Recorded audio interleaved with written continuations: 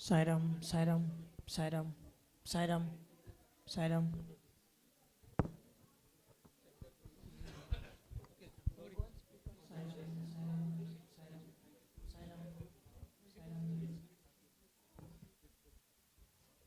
Hey, there is delay. After I finish, now it's saying Sairam, Sairam. No, no, no. No, it's from this. No. Yeah. What is this? Why is it in full? It's Delay. delayed. There's delay.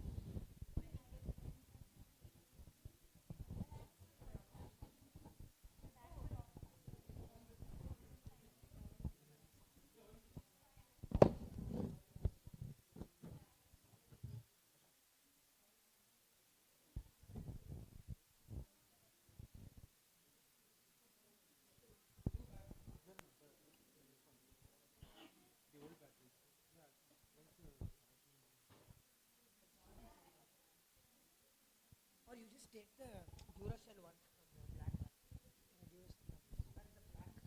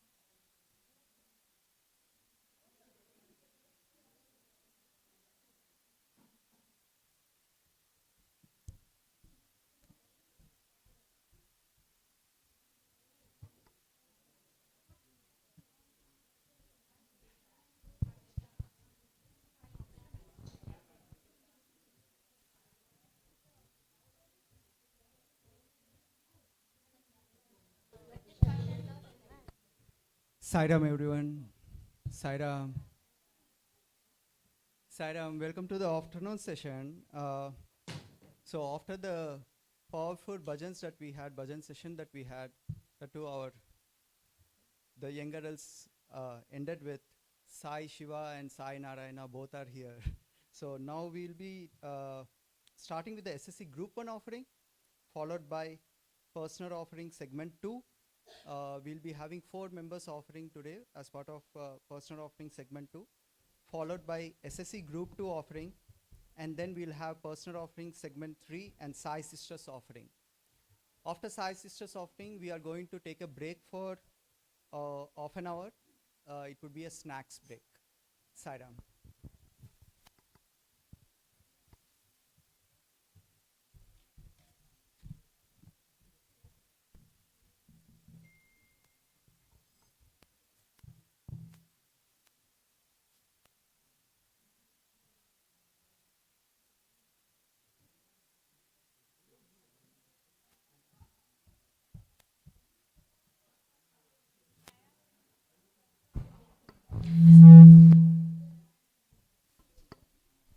Sairam.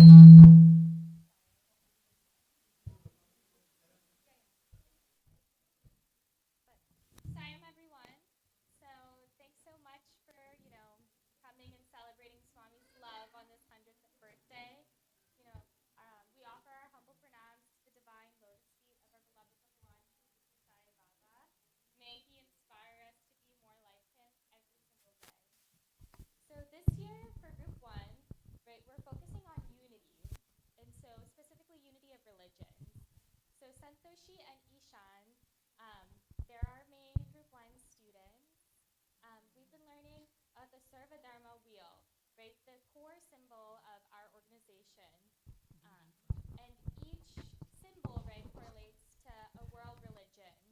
And so we have the universal and the multi-faith prayers.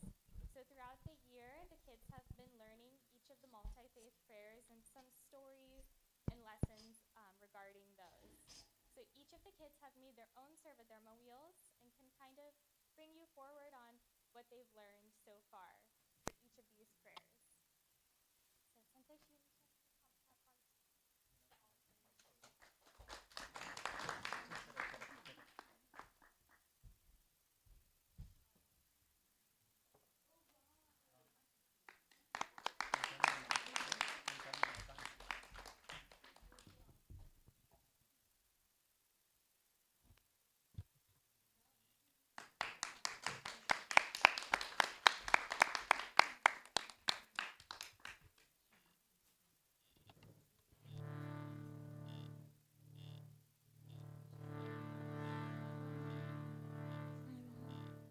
Swami teaches us that religions are many, but God is one.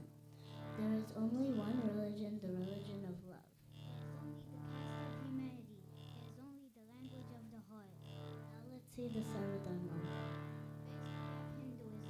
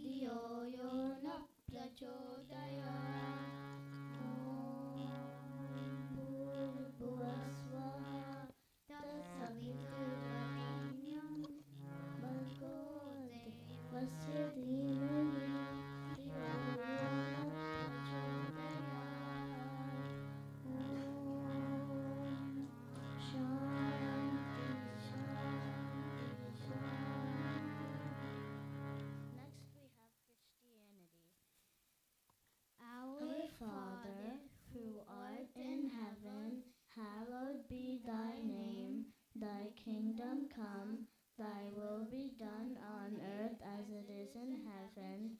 Give us this day our daily bread, and forgive us our trespasses, as we forgive those who trespass against us.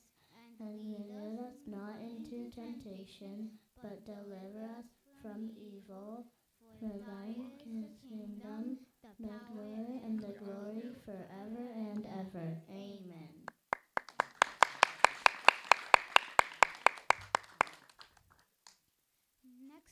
have Islam.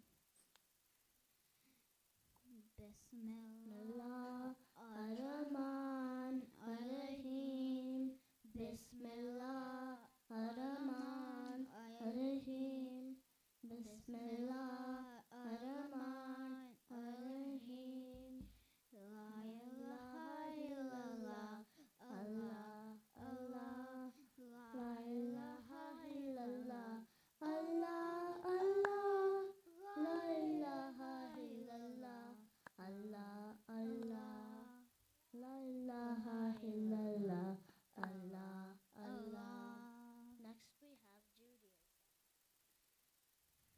Shema Israel, Adonai Eloheinu, Adonai Echad, Adonai Echad.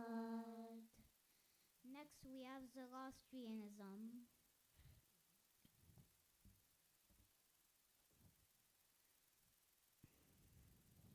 Hashem Uvuhu Vaishte Mashti Hushta Ashti Hushta Amai Yashrai Vaishtoi Hashem. Last we have Buddhism. Namo tassa bhagavato arahato sama sambuddhassa. Buddham sharanam gacchami, dhammam sharanam gacchami, sangham sharanam gacchami. Sai Ram.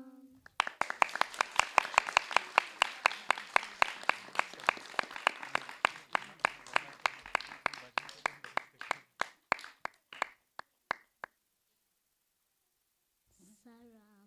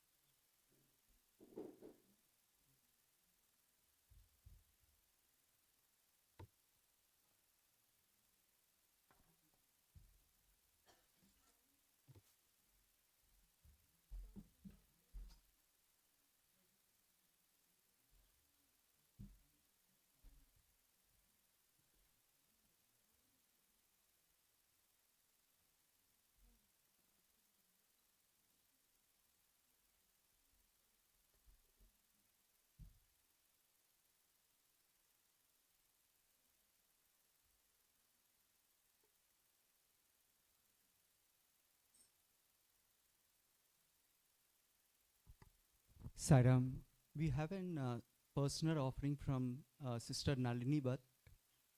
It's a video. We are going to play it now. Love is my form, truth is my breath, this is my food. Love is my form, truth is my breath, this is my food. Love is my form, truth is my breath, this is my food.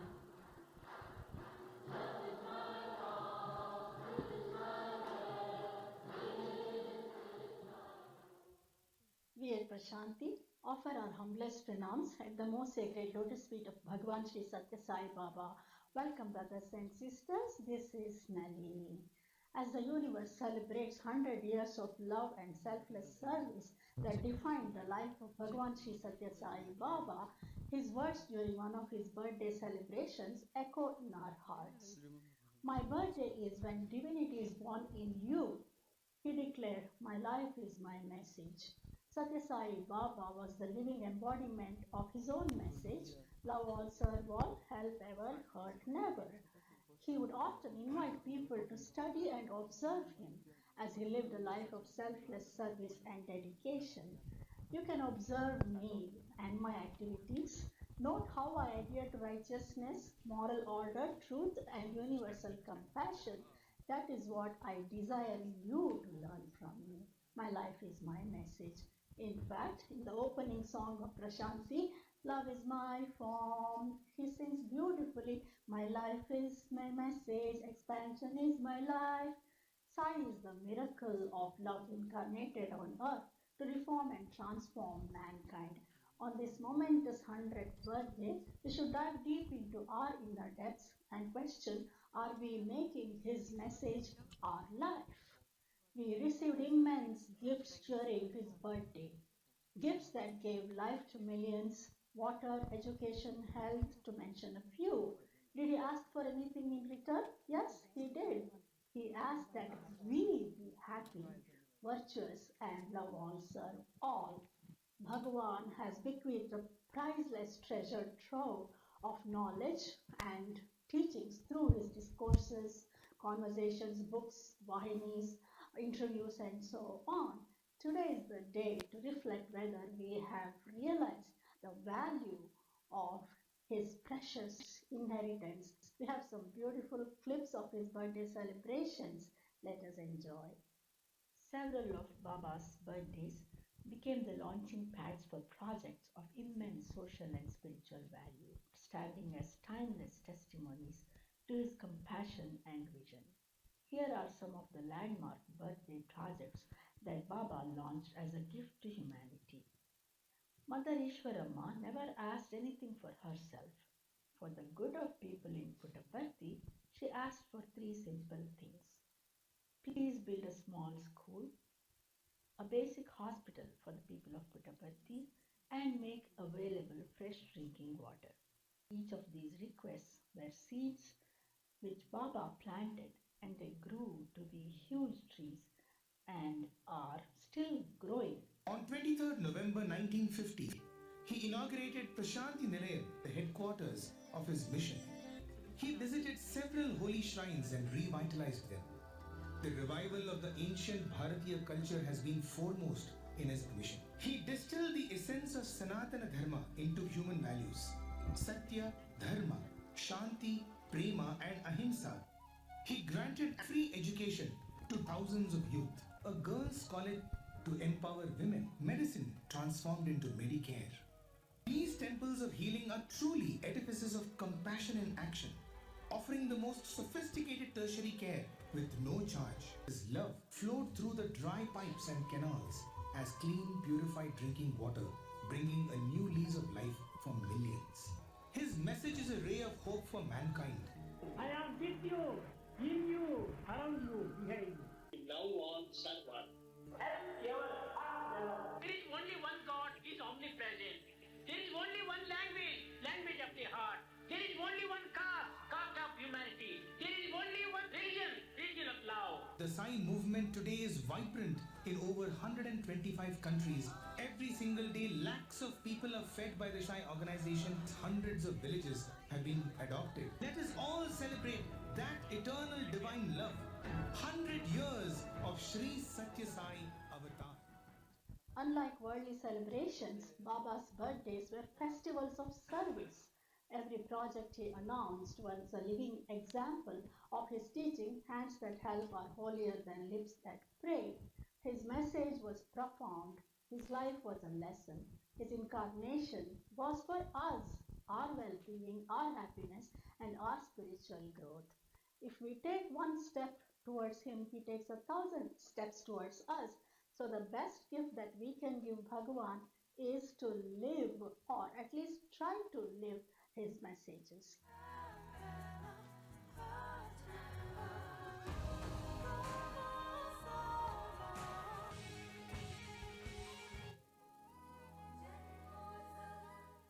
Thank you for watching Prashanti. Sai Sai Ram.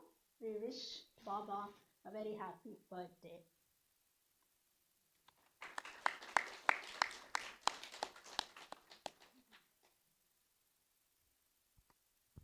Sairam, next we'll have Arjun and Lipi doing the personal offering. Sairam.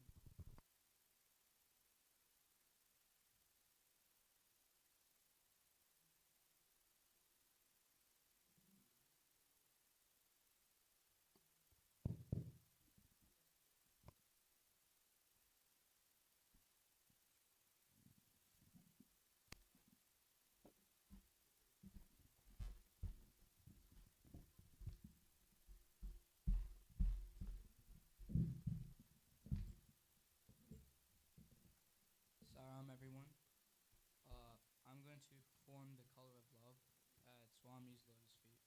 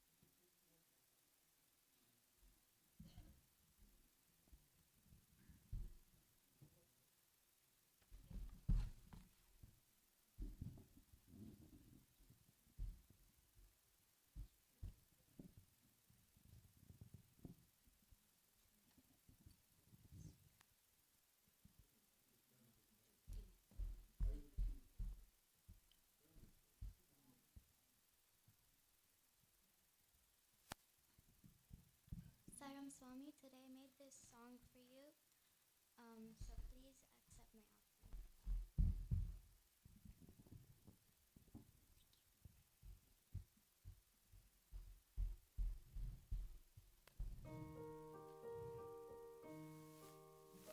Swami, you are my friend, you have always been there for me. You have given me courage to spread my wings and fly. I have never given up after your words you said in my dream. Your voice has always been music to my ears, so never give up and rise up to be the star you are born to be, no matter how many mistakes you make. Next, I'll be singing Ardugu Ardugu Na, which shows that Swami's love is not only for me, but to everyone, devotees or not.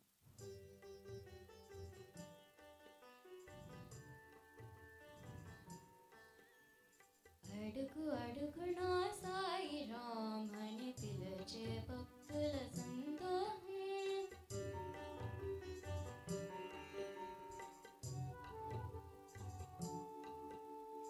పుట్టపర్తిలో వెలసిన దేవుని పెదవులపై చిరుదరహాసం. అడుగు అడుగునా సాయి రామ్ అని పిలిచే భక్తుల సందోహం.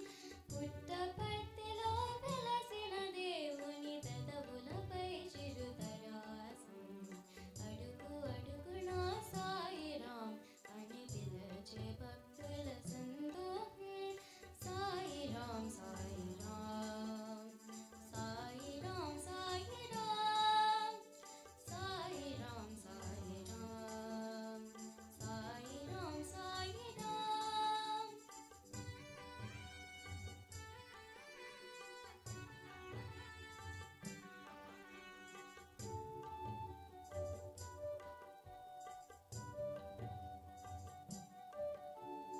రామునిగా అవతారము దాచి స్వామి వచ్చినది ఋషులకే తెలుసు. కృష్ణునిగా ప్రభవించిన నాడు దైవము నీవని ఎవరికి తెలుసు. దేవుడు నేనని ఈలలో చిన్ననాటిని చాటితివయ్యా.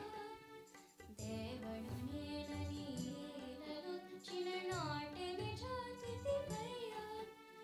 Sai Ram Sai Ram Sai Ram Sai Ram Sai Ram Sai Ram Sai Ram Sai Ram.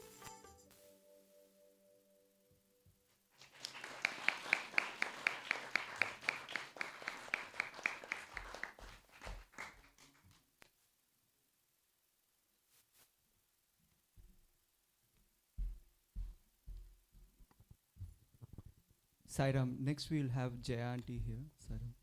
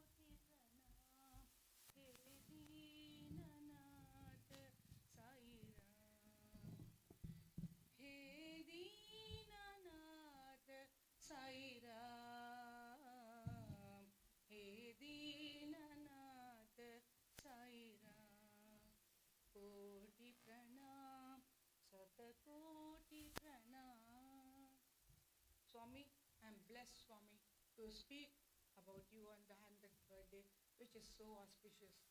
This is the first time I'm speaking, and you are to speak through me, Swami. Thank you, Swami, for all that you have done in my life. Every time you have always helped me, guided me, supported me, showed me the right path. I'm always grateful to you, Swami. I love you so much. I love you a lot, Swami. Thank you. I would like to, um, I would like to share my experiences with your permission to all the devotees here. I was in Kuwait, and in Kuwait there was no bhajans in the beginning in 1990s. We had invasion and there was no bhajans, nothing. In 1993, you took pity on us and you came and you started bhajans. And we had only a small group of bhajans, maybe about 5-6 devotees, then it became 15, then suddenly increased to 70, 75. And then we were 4 groups in Kuwait, and they told us that I can do a performance with children in the stage, and it was in the Indian Embassy, the first time when we did. So I have no idea, no clue how I should do the program, what I should do, no idea. Suddenly one morning I get up, I go to my bookshelf, I just pick up Ramayana, a book on Ramayana, and I just write a script on how Dasharatha went into his, literally died because of Rama going to the forest, and what was the sequence of him having that problem. And then drama was called Karma Chakra, and we started with only 10 children in the beginning. Oh my God, it started developing like anything, that we had to have different children from different groups like Amritanandamai, Vasudeva Kudambam, Chinmayananda, and there were 33 children to 36 children who performed, and it was a beautiful show. And they are presenting that Ramayana script, that is Rama's Pattabhishekam, and it was so beautiful. And I had no idea about any stage play, and I had to talk to, he connected me to the person who will do the stage show, what has to come after what, and it was like a professional. It was like Swami did a professional show. And then the second thing was, the second year when we had the birthday celebration, they asked me to do the altar decoration for Aarti for Swami, like this. So I did the golden chariot for Swami. At that time also, no clue, nothing. I went to somebody who was an artist who used to do the stage. I asked him, please make a cutout for me, do this for me. And then he gave me an idea that we have to make a photo, where to go to the Photoshop, how to do it, all that he told me. And I got everything done, and we were 3 ladies who pasted all these things. And there was only one lamp which I took to the place, to the Indian Embassy. Suddenly I find I want another lamp. Another person says, don't worry, I have the similar lamp in my house. I will bring it. It was Swami. As 2 lamps came there, and it was a beautiful show, and we did Aarti. Even the embassy, embassy staffs, all of them came, and it was a very nice show. The third time was a disappointment, Swami. Nobody called me, nobody gave me anything to do. I was lost. I said, Swami, how can you just miss me out like this? How can you forget me? I was in tears. And my husband stays on top of it, adding fuel to the fire. He says, just relax. When there's nothing to do, you must be more happy than jumping around like this and feeling bad about the whole thing. It was making me miserable. Oh my God. You won't believe, I was really miserable. Then I slept the whole night. I couldn't sleep. Next day, early morning, maybe even 6 o'clock or 7, before 7, I get a call from the chairman. And he says, Jaya, we have a problem. The Kuwait Airways flight which has to land in Kuwait didn't land because of the fog, and because of they couldn't get landing instruction. So it is landed somewhere else, and the aircraft won't come for today.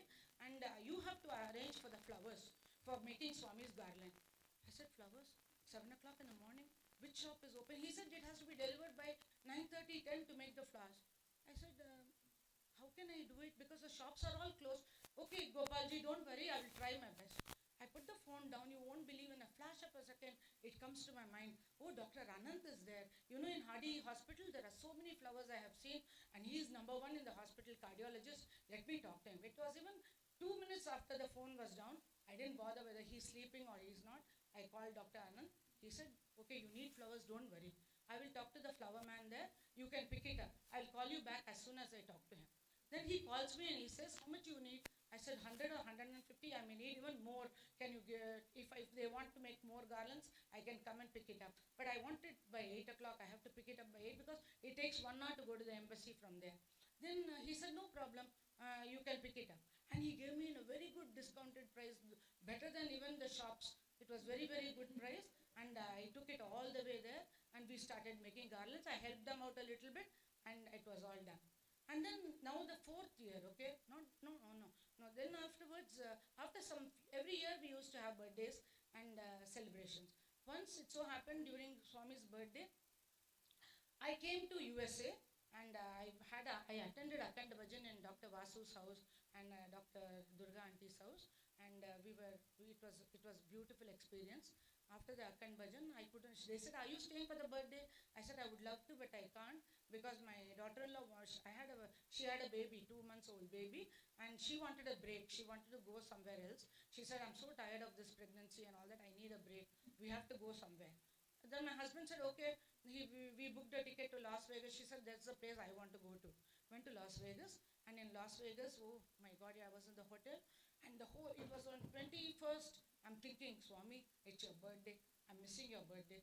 I'm sorry, what to do, Swami? Sometimes you have to get into this family responsibilities also. I'm sorry. And the whole night the next day I went to sleep. I didn't know about it. It was 22nd early morning. Swami comes in a beautiful yellow robe down in the reception. I ran down to the reception. The dream was so clear. I ran down and I went outside the hotel room. He came in a car and he blessed with both his hands with a beautiful smile. I can't forget it. It was so beautiful with a yellow dress. I said, thank you so much, Swami. Even if I don't attend your birthday, you are there to bless me. What more I want? What more? Thank you, Swami. I love you, love you. The next program was on Swami's 80th birthday, and we had to sing. It was a World International Choir, and we were from the 147 countries, okay? So we had to go to Parthi 3 weeks in advance, and we had to stay there, and we have to practice bhajans. First, it happened on the 1st of January also. Before that, I went there for that also. This was on the Swami's birthday. And they said, no, we cannot get dates. We practiced for 3 weeks, and it was nearly about 19th or 18th Swami's November. And they said, no, we cannot give the dates. It's too busy. Swami doesn't have time. You cannot sing and all that. I said, my God, Swami, again you're going to disappoint us. We have been practicing for 3 weeks, and in front of you we are going to sing, and again you're disappointing. What is this, Swami? You cannot do that. You have to make us sing. You have to. You cannot do that. I kept fighting with Swami. In between, that same night my husband calls me and he says, Jaya, I'm in Chennai. I'm going to come to Chennai now. I've arranged for a surgery. Even if you don't come, it's okay. You be in Parthi. I will attend. I know it's important for you. I said, no. I have to come. When are you doing the date? He said 23rd. I said, you know very well 23rd is my Swami's birthday, and you're telling me 23rd. I said, never mind. He said, don't worry. You carry on. You be there. You won't believe that same evening, the office bearers come and tell us that Swami has given permission. 20th, you all can sing. 20th, 4 o'clock, when Swami comes after Rudram and Vedam and all that, you all can sing. Swami, that day when he announced, he gave us a beautiful, this Kanakambaram border with a lovely cream color, and all the foreigners with all this Kanakambaram, and they gave us the flowers to keep. They were all looking so beautiful with the cream and this orange border, and we all sat and sang before, and Swami was in trance. Swami was not there. His eyes, I could see, he was totally different. He was not the same Swami we used to see him. It was a beautiful, beautiful experience. It's so clear in my mind, the whole thing, how we went through, how we walked there, how we got the flowers. Oh, it was Swami's grace and love. I am so thankful to you, Swami. Please be with all of us throughout our lives and guide us and be our best companion. You are my best friend, Swami. I can do anything with you. Please, and I hope you understand how I am. I hope. Thank you so much.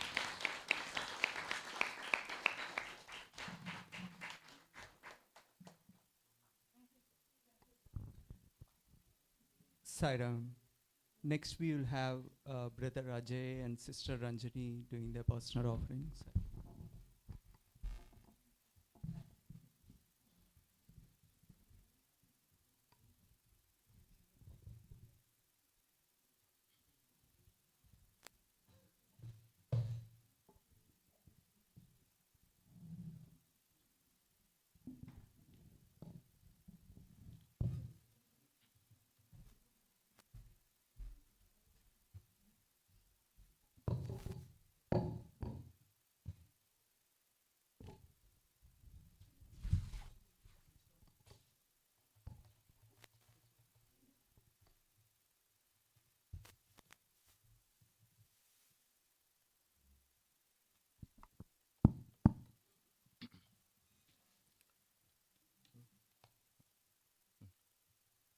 अरे द्वारपालो कन्हैया से कह दो, अरे द्वारपालो कन्हैया से कह दो, दर पे सुदामा गरीब आ गया है, दर पे सुदामा गरीब आ गया है। भटकते भटकते न जाने कहाँ से, भटकते भटकते न जाने कहाँ से, तुम्हारे महल के करीब आ गया है, तुम्हारे महल के करीब आ गया है।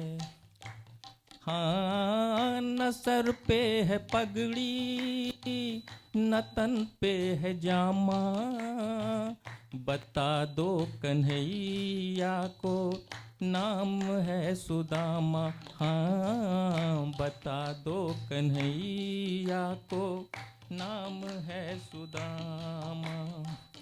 एक बार मोहन से जा कर के कह दो, एक बार मोहन से जा कर के कह दो, मिलने सखा बद नसीब आ गया है, मिलने सखा बद नसीब आ गया है। अरे द्वारपालो कन्हैया से कह दो कि दर पे सुदामा गरीब आ गया है। हाँ, सुनते ही दौड़े चले आए मोहन, लगाया गले से सुदामा को मोहन, हाँ लगाया गले से सुदामा को मोहन। हुआ रुक्मणी को बहुत ही अचंभा, हुआ रुक्मणी को बहुत ही अचंभा, ये मेहमान कैसा अजीब आ गया है, ये मेहमान कैसा अजीब आ गया है। अरे द्वारपालो कन्हैया से कह दो कि दर पे सुदामा गरीब आ गया है। हाँ, बराबर में अपने सुदामा बिठाए, चरण आंसुओं से श्याम ने धुलाए, हाँ चरण आंसुओं से श्याम ने धुलाए। न घबराओ प्यारे जरा तुम सुदामा, न घबराओ प्यारे जरा तुम सुदामा, खुशी का समा तेरे करीब आ गया है, खुशी का समा तेरे करीब आ गया है। अरे द्वारपालो कन्हैया से कह दो कि दर पे सुदामा गरीब आ गया है, कि दर पे सुदामा गरीब आ गया है।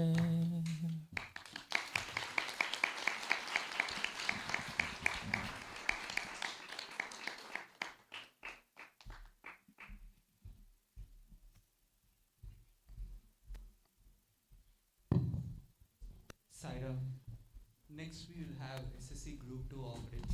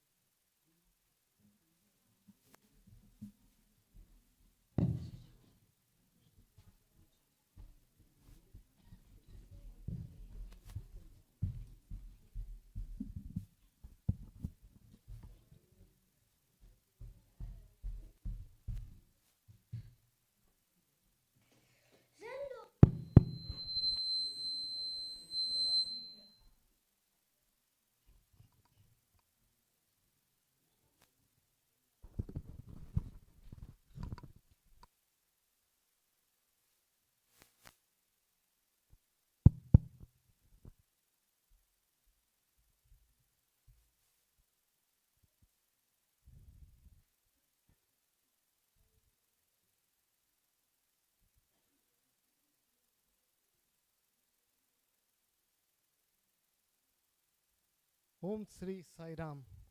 Pranams at the lotus feet of our beloved Bhagavan Sri Sathya Sai Baba. Today, the SSC Group 2 children joyfully present what they have been learning over the past few months under the theme of faith and discipline. Faith gives us the strength to believe in what we cannot yet see, while discipline gives us the power to achieve what we believe in. Together, they turn dreams into reality. Faith inspires the vision, and discipline builds the paths. In the spirit, our Group 2 children have also been practicing yoga, understanding its importance and learning to perform the asanas with focus and devotion. Let us now welcome our Group 2 children as they share their learning with us.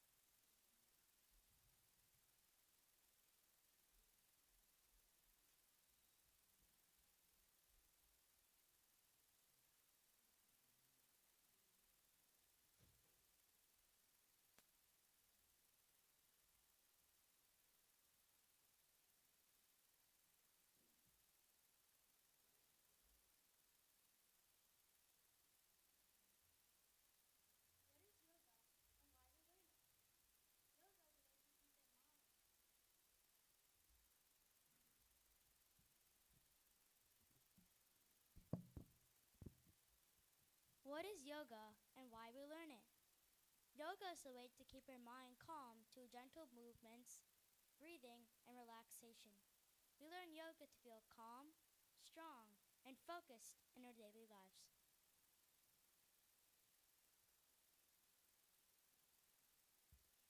Vrikshasana for balance, focus, and confidence.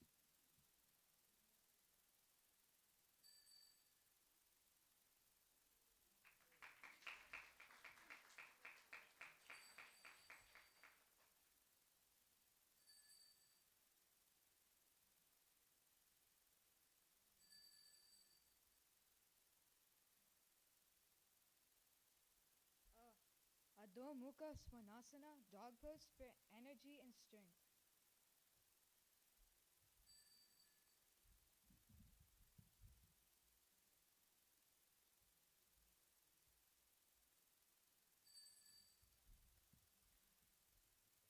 Forward warrior, which is also known as Virabhadrasana, which builds strength, balance, and confidence.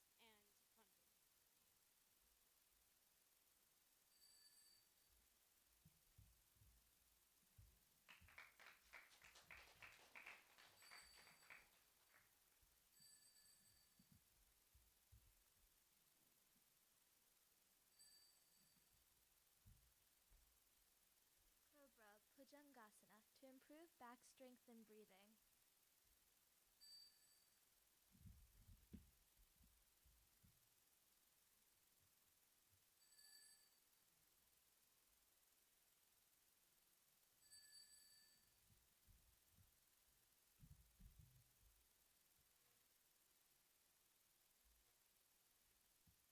Padmasana, lotus pose to calm the mind and improve focus.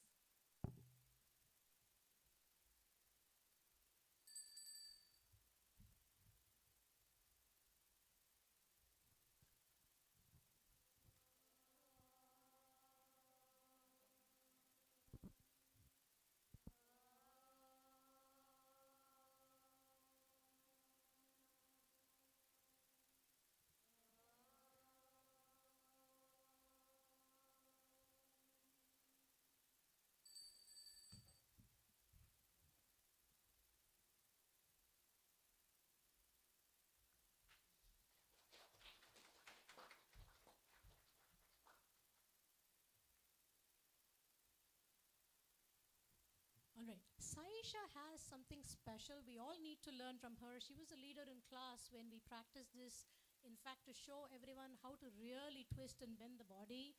And literally all of us were crawling on the floor while we were doing this. The first one is Bada Natrajasana, called as King Dancer Pose. It's a heart opening pose that really builds strength, balance, stability, and fosters fearlessness, focus, and inner confidence.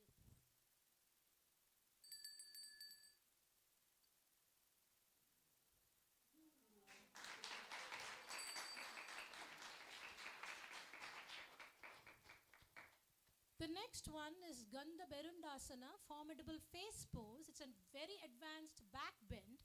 It really, if you need your body twist, this is how you will keep it away with your body breath connection.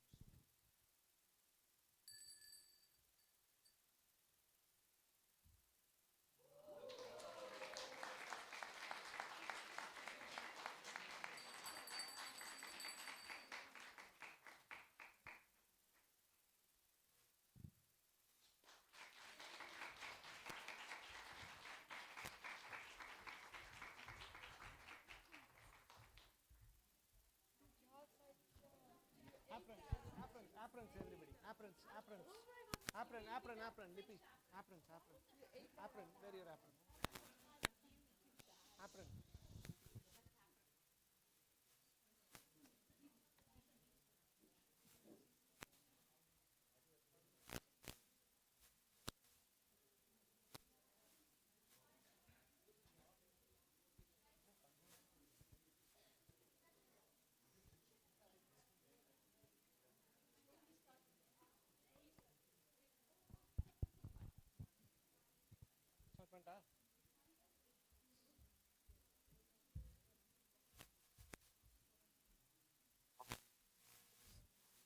Sai Ram. So we'd like to, continuing with our Group 2 presentation, we would like to welcome you all to the great healthy eating discussion. When we began planning for this program, our students from Group 2 came up with a creative idea, a debate on healthy eating habits. Each student selected a dish they love and explored its health value in their own unique way. What you're about to see is a result of their enthusiasm, teamwork, and learning. Now, let's meet our wonderful participants and the dishes they'll be speaking about. Give them a big round of applause as they come forward. And we would like to thank our parent volunteer, Brother Manav, for being the moderator for this session. So, in order, let us welcome Saisha.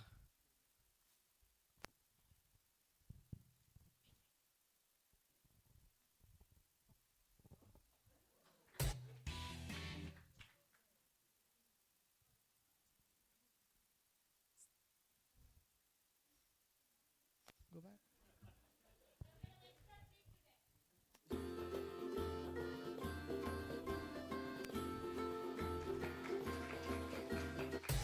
Kashyap.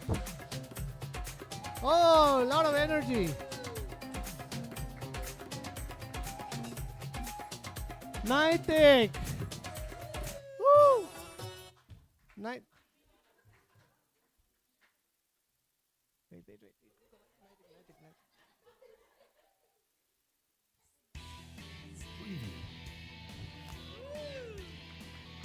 Lippy.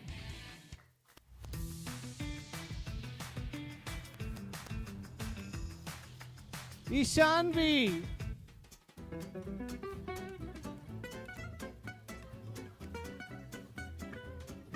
Pranav.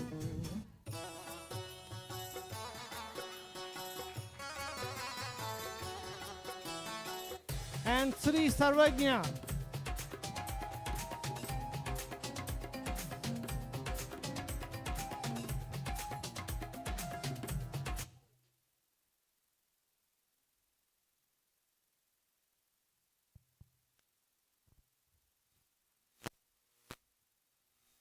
Ciao everyone, I'm pasta with marinara sauce, straight from sunny Italy. I may look simple, but don't underestimate me.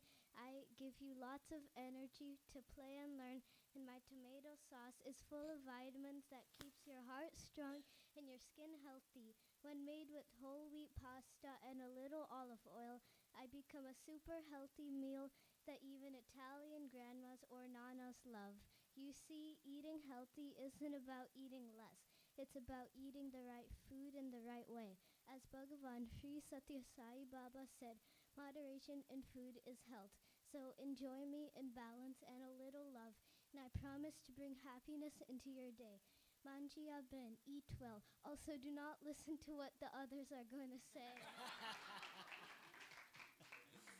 Ah, wonderful. A perfect mix of taste and wisdom, healthy and classy, just like Italy. Classy? Yes. But can you match Indian masala power pasta? Let's see if your tomato can handle our spice. Namaste. I'm Pow, Pow, Pow, Pow Bhaji, the superstar of Indian street food.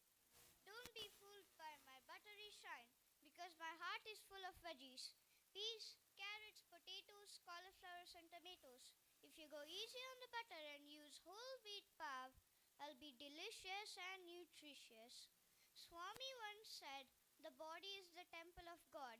Keep it clean and pure for the indweller. Enjoy me, but keep it balanced, because too much of anything, even bhaji, is trouble. And tell me, Pasta, do people dance with joy after eating you? Because I make everyone dance with joy. Sairam. Wow, wonderful Pav Bhaji. Full of flavor, full of wisdom. You have proved that even street food can have spiritual side when made with care and balance. Looks like India's masala power comes with a message too. Spice is nice, my friend, but balance makes perfection. Let me show you a harmony on a plate.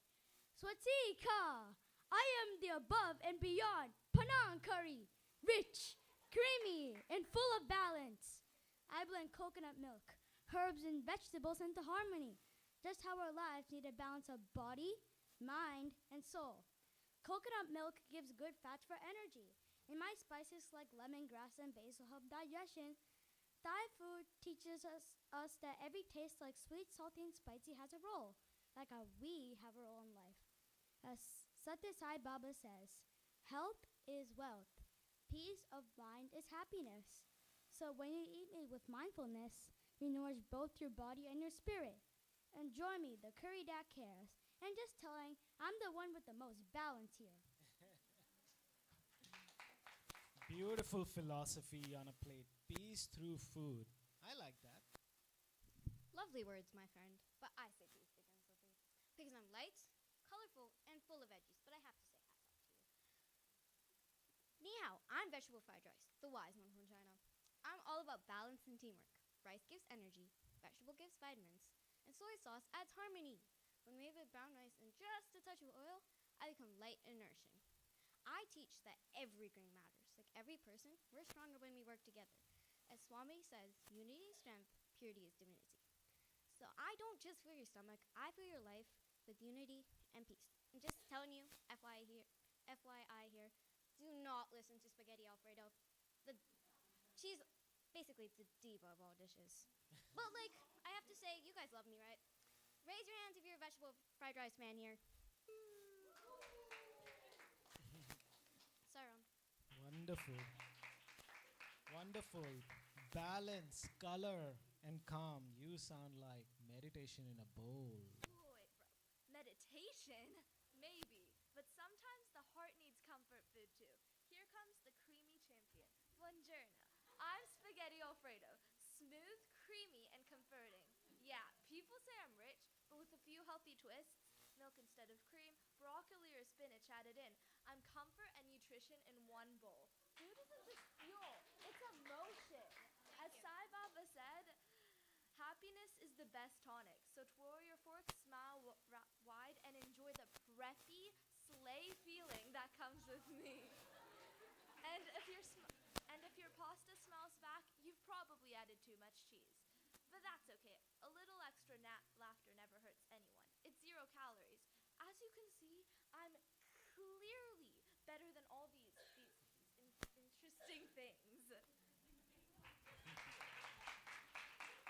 Bravo, Alfredo. You've shown us the comfort food can comfort both in the heart and in the stomach, especially when it comes with a spinach and a smile.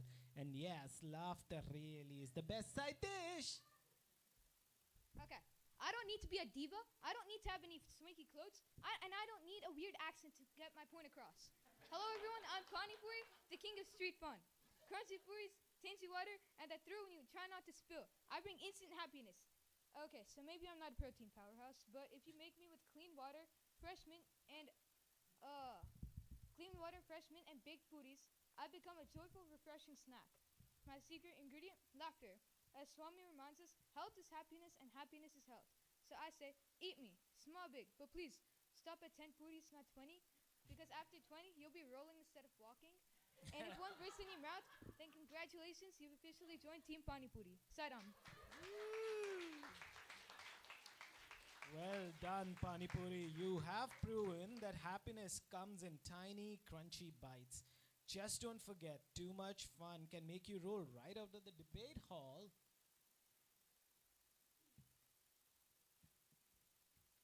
Seriously, Pranav, 10 puris, that's nothing. Just one of me can make everyone smile and fall in love with me. I'm the almighty samosa. Crispy, golden, and full of spice and pride. Sure, I'm fried. I can evolve. Baked means that I'm just as delicious. Inside me, potatoes, peas, and plenty of personality. I'm proof that you don't have to give up taste just to be healthy. Make wise choices. As Sathya Sai Baba said, balance in life is a true mark of wisdom. So eat me with gratitude, not guilt. And remember, life like samosa is best enjoyed, warm and shared with love. And just in case someone steals me before you could take a bite, it's called an extra lesson in patience. Also, beware of sneaky chutney. Might disappear faster than you could say yum. Whoa, whoa, whoa, samosa, you've shown us that even a crispy little snack can teach big lessons about balance, patience, and sharing. And maybe a little bit about running after chutney too.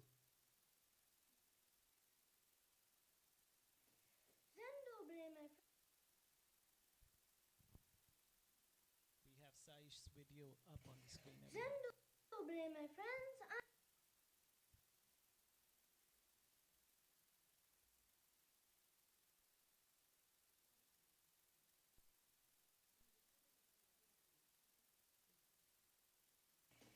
Zendobre, my friends. I'm pierogies, the proud little dumplings from Poland. Soft on the outside, full of surprises inside. Potato, cheese, spinach, and even sweet fruit sometimes. I'm like life. You never know what's inside till you take a bite. I may look simple, but don't underestimate my power. I am tasty and unique. I give warmth and energy and a hug from inside out. Boiled, baked, or lightly pan-fried, I adapt to every kitchen, just like good friends adapt to each other. As Bhagavan Sathya Sai Baba said, love all, serve all. That's exactly my recipe. Made with love, served with kindness. And honestly, between pasta, curry, fried rice, and samosa, I think I'm the bridge that connects the East and West. And you think I'm the peace treaty of the plate. Sairam Zenkuya. Wonderful pierogies. You brought everyone together in one bite. Comfort, kindness, and even comedy. Dozenya. Zendobre, my friend. All right then. Oh, such a colorful, Zendobre, full of my friends. life, zing, balance, and spices. So are you all ready for the final verdict? Well, this has been one flavorful, thoughtful discussion, I would say. Each dish has shown that health and happiness go hand in hand.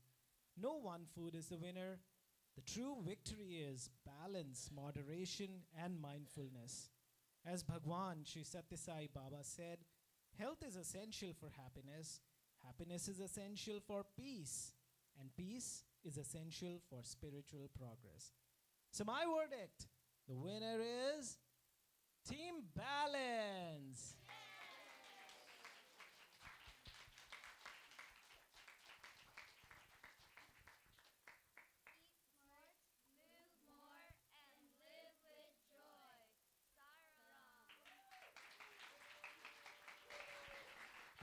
be reciting the healthy eating pledge. We promise to eat smart. Move more and play our part. To choose foods that give us might. And enjoy every bite with delight.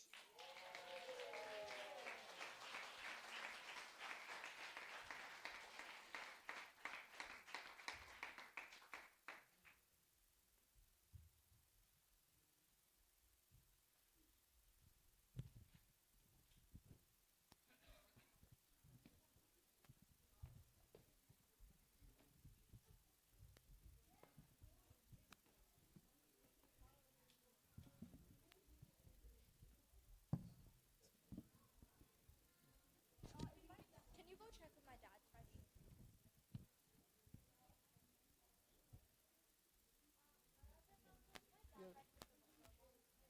Wait a minute. Look at your dad and then you. Ready. Ready. Wait. Sairam, everyone, we have something special that Ishanvi has to present for us. You'll just take a look. Look up on the ceiling, look down on the floor. You'll find a surprise.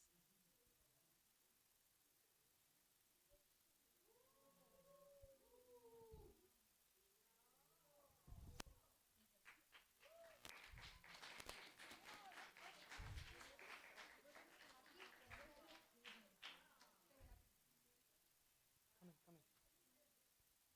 Come, go. Everybody, all of you, everybody, go. Go, Sri, go. Where is where are the others?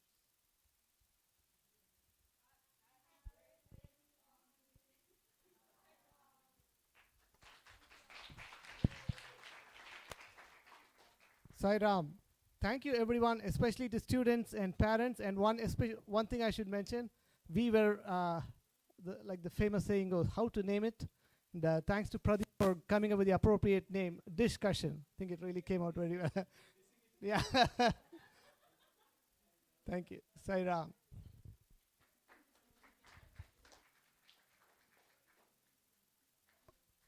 Sairam. Sairam. Sairam. Sairam, next up we'll have personal offering by Brother Anant. Sairam.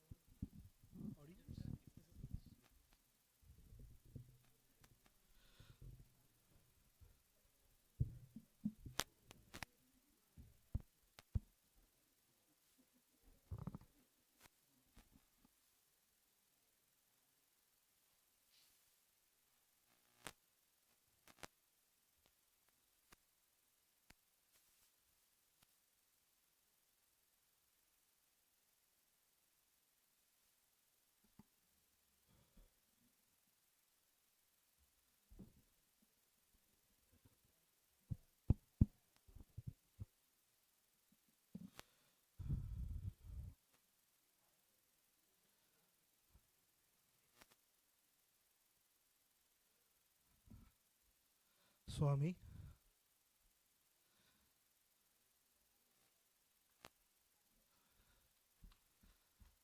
ரொம்ப நர்வஸாக இருக்கு சுவாமி.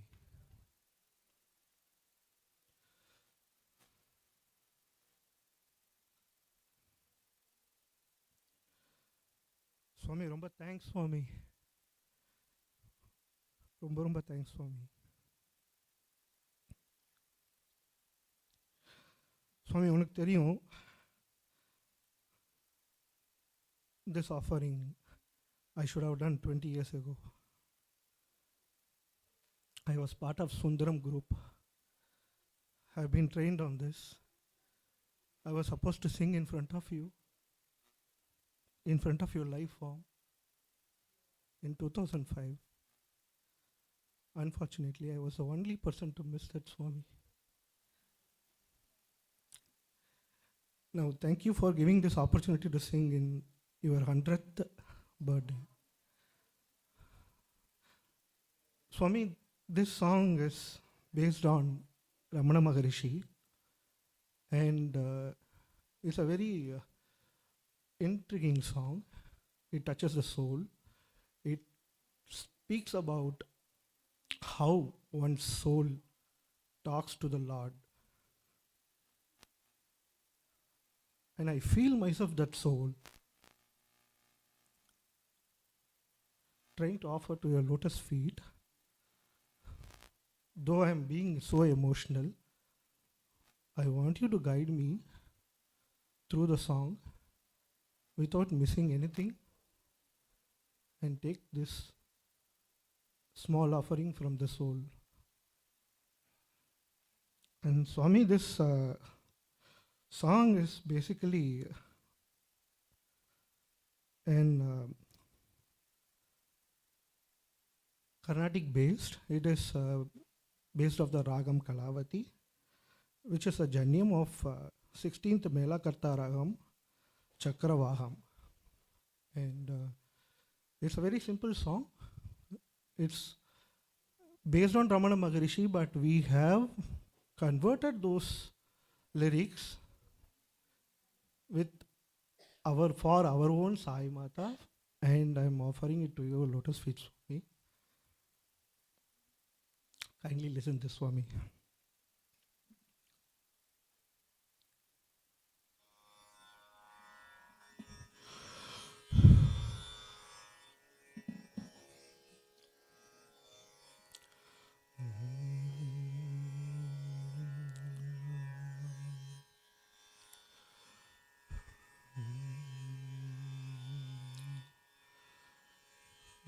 ஆதியில்லாத ஆனந்தம் அந்தமில்லாத ஆனந்தம் ஆதியில்லாத ஆனந்தம் அந்தமில்லாத ஆனந்தம் குருநாதன் தந்த ஆனந்தம் குருநாதன் தந்த ஆனந்தம் சாயிராமன் தந்த இந்த ஆனந்தம் சாயிராமன் தந்த இந்த ஆனந்தம் ஆதியில்லாத ஆனந்தம் அந்தமில்லாத ஆனந்தம் மழையாய் வந்து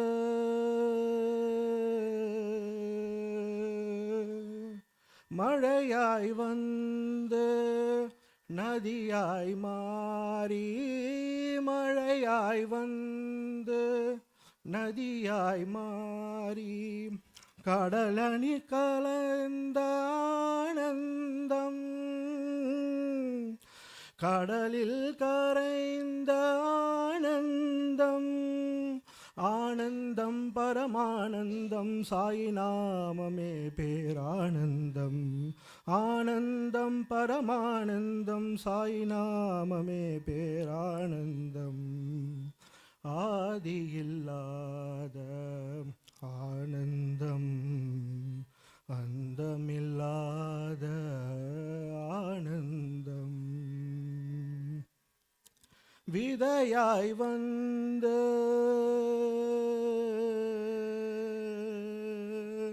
விதையாய் வந்து மலராய் மாறி விதையாய் வந்து மலராய் மாறி என்றும் வாடாத ஆனந்தம்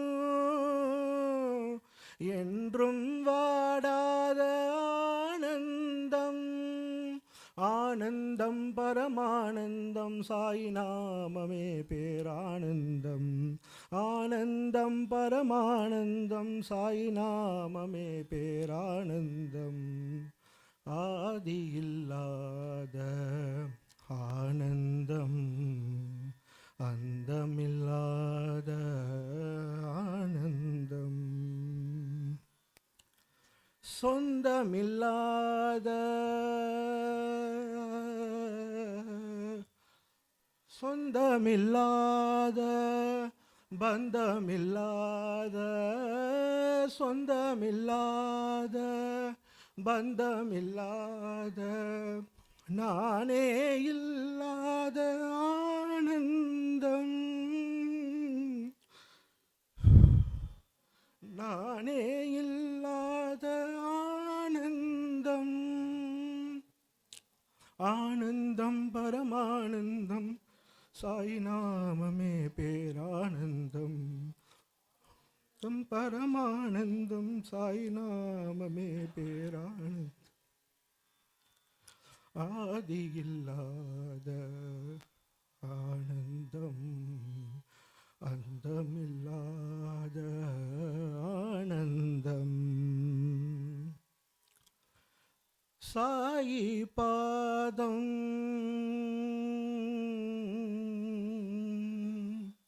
சாயி பாதம் சரணடைந்திட்டால் சாயி பாதம் சரணடைந்திட்டால் வாழ்வில் அதுதானே ஆனந்தம்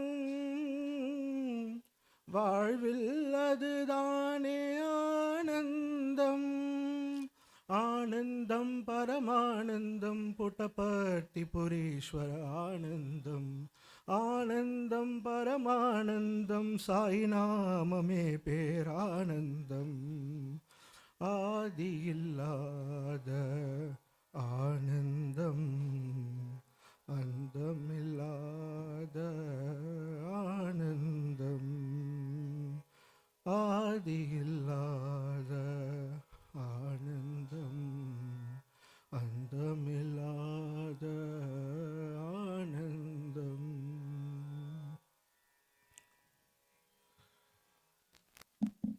Thank you so much.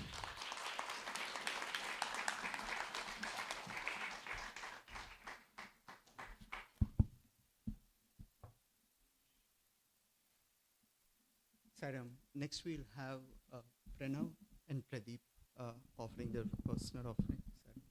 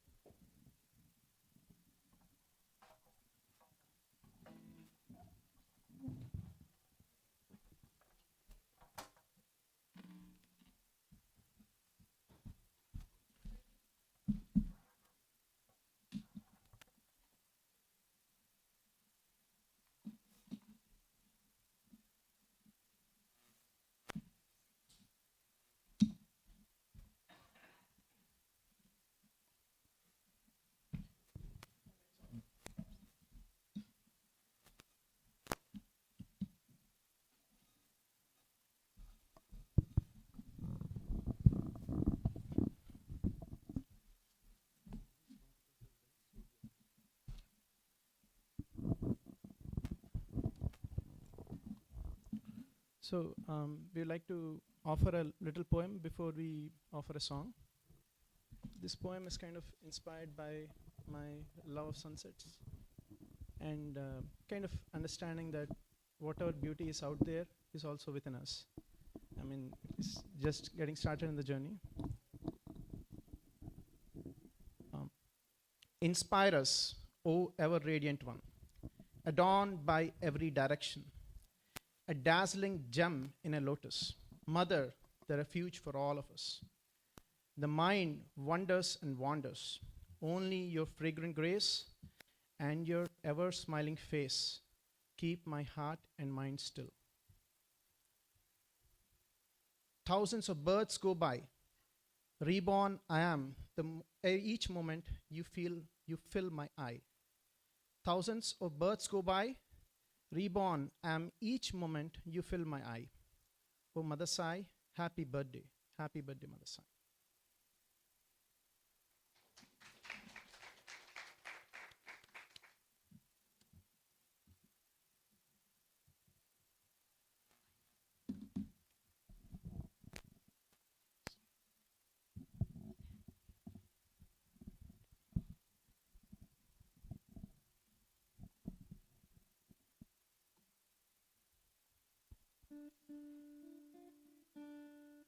Mother, oh Mother Sai Ma.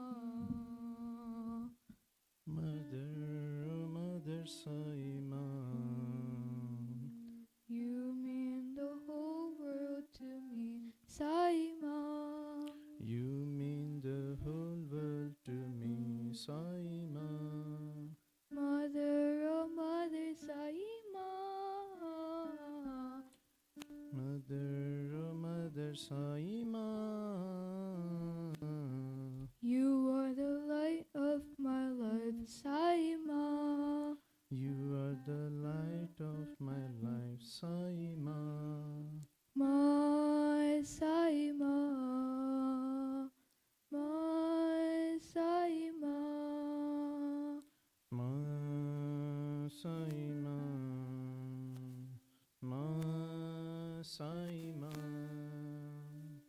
My Sai Ma. My Sai Ma. Ma Sai Ma. Ma Sai Ma. In times of darkness and despair, I call your name, you are always there. In times of darkness and despair, I call your name, and you're always there. How can we thank you, oh dear Sai Ma, for all your patience, and love, Sai Ma. How can we thank you, dear Sai Ma, for all your patience and love, Sai Ma? My Sai Ma. My Sai Ma. Ma Sai Ma. Ma Sai Ma. My Sai Ma. My Sai Ma. Ma Sai Ma. Ma Sai Ma. My Sai Ma. Ma Sai Ma. Mother, oh Mother Sai Ma. Mother, oh Mother Sai Ma. You mean the whole world to me, Sai Ma. You mean the whole world to me, Sai Ma. Mother, oh Mother Sai Ma. Mother, oh Mother Sai Ma. You are the light of my life, Sai Ma. You are the light of my life, Sai Ma. My Sai Ma. My Sai Ma. Ma Sai Ma. Ma Sai Ma. In times of darkness and despair, I call your name, and you are always there. In times of darkness and despair, I call your name, and you're always there. How can we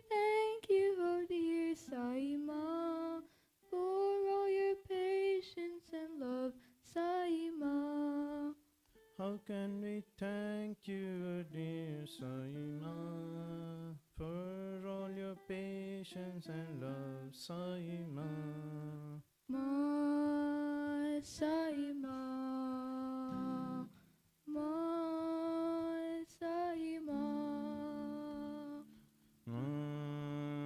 Saima, Ma Saima, my Saima, my Saima, Ma Saima, Ma Saima, my Saima.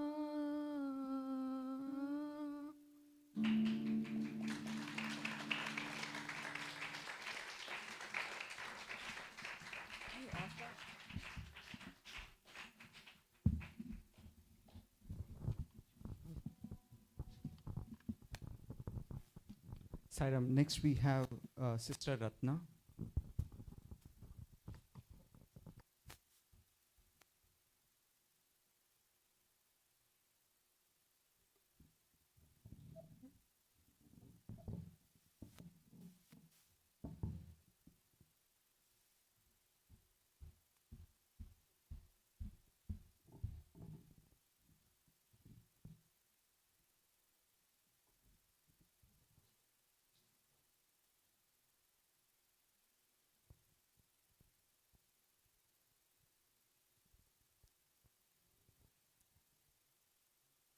Baba, this is Ratna.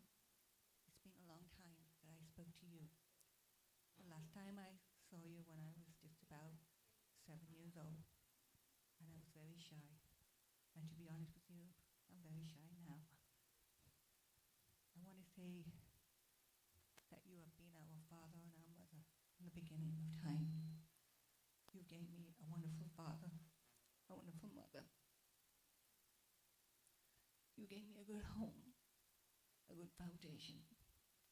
And it's through my father and my mother I came to your life. When I was 7 years old, when I first met you, I was shy, very, very shy. I didn't know what was going on. I honestly did not know who you were. But I knew you were something unique. I would say I knew that you were loved. And one day, with my brother, you lift your gown and show your feet. In that moment, my father said, go. My brother went, but I, as you know, did not know what was going on. I was very, very shy. So my brother went along, safety with you. And then the second time, you lift your gown again. And this time, my father held my hand. He held my hand. And he walked with me. And I was very grateful and gracious that I was able to touch your feet. Not just an ordinary feet, it's a lotus feet. When I was about 50, when I was turning 50, all of a sudden, there was a flashback.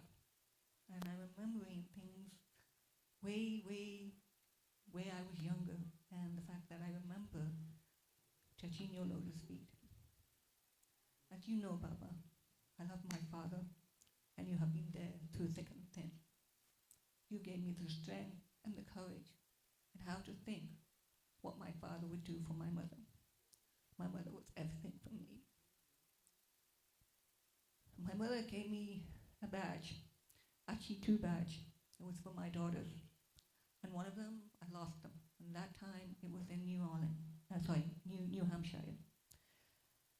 And as much as I love my mother, when my mother gives me something, it is so precious. It is so precious. That one of them, I lost it. And I constantly reminded myself, Baba, please help me. Please help me find that badge. It means so much to me. Because I wanted to give it to my girls. I don't know how many times I was thinking, but it was still in my mind. And as a young mother, I was just focusing on taking care of my families and my girls. And that night, when my girls were asleep, still my mind was, please find this badge, Baba. Please find it. And as I was sitting down, there was a picture window. And I looked up, and there was a flash of your orange robe. Immediately I got up, and all I saw was that you were walking through the glass into the kitchen, and you put the badge, something in the badge. Now that I'm thinking about it, you put something in the puja room. When I went into the puja room, there it was. You gave me the badge that my mother gave. To this day, I kept that badge in my puja room. I want to say thank you, Baba, for everything. For everything, for giving me the courage and the strength on how I can take care of my mother, who was at that time was living in Bangalore. Now, she's at peace with you. And I thank you.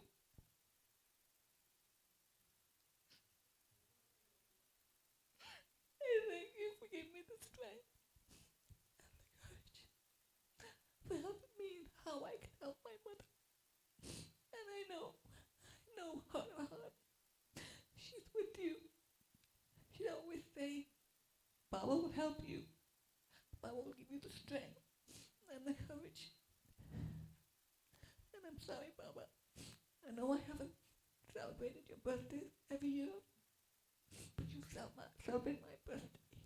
So please forgive me, Baba. Please forgive me that I did not celebrate your birthday. So I want to wish you a very, very, very happy birthday. And I love you very, very much. Om Sai Ram, Jai Ram.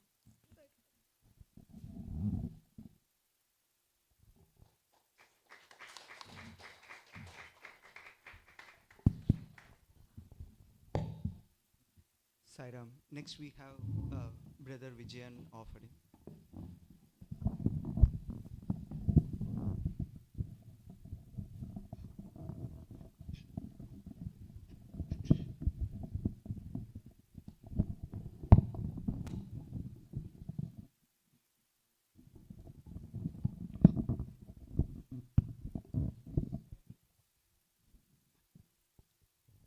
Sai Ram, my humble pranams at the lotus feet of our Bhagavan Sri Sathya Sai Baba.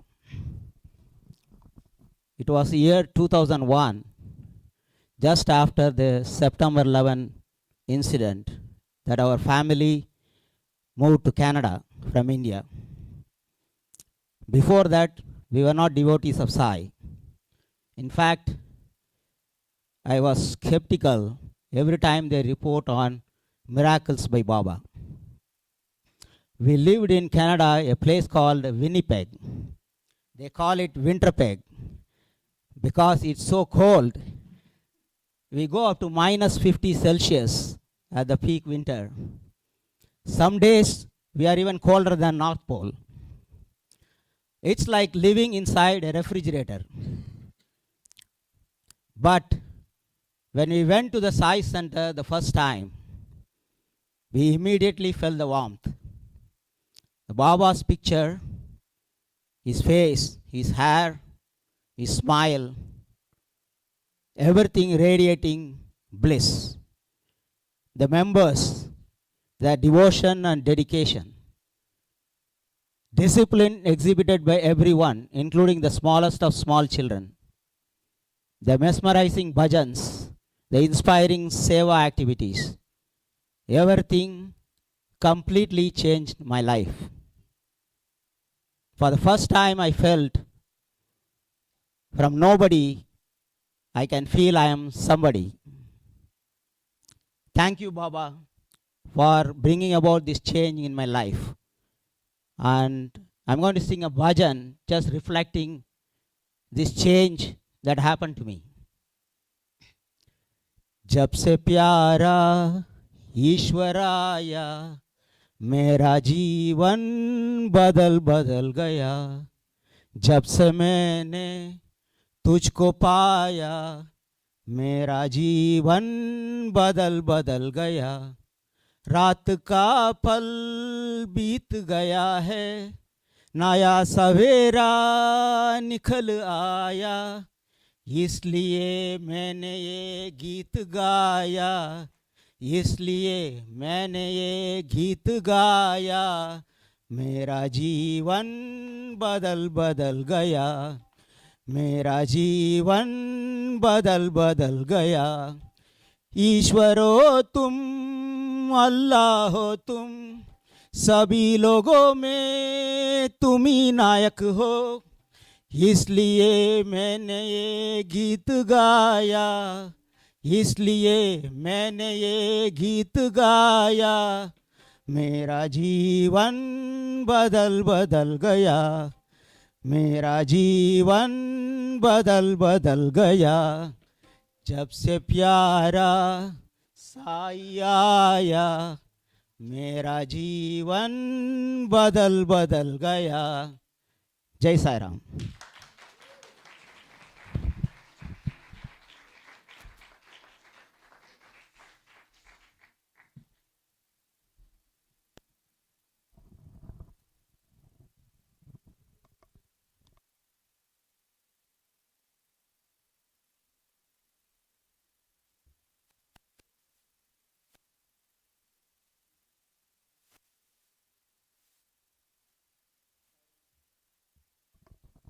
Sairam everyone. Next up we are going to have our showstoppers of the day. Sairam.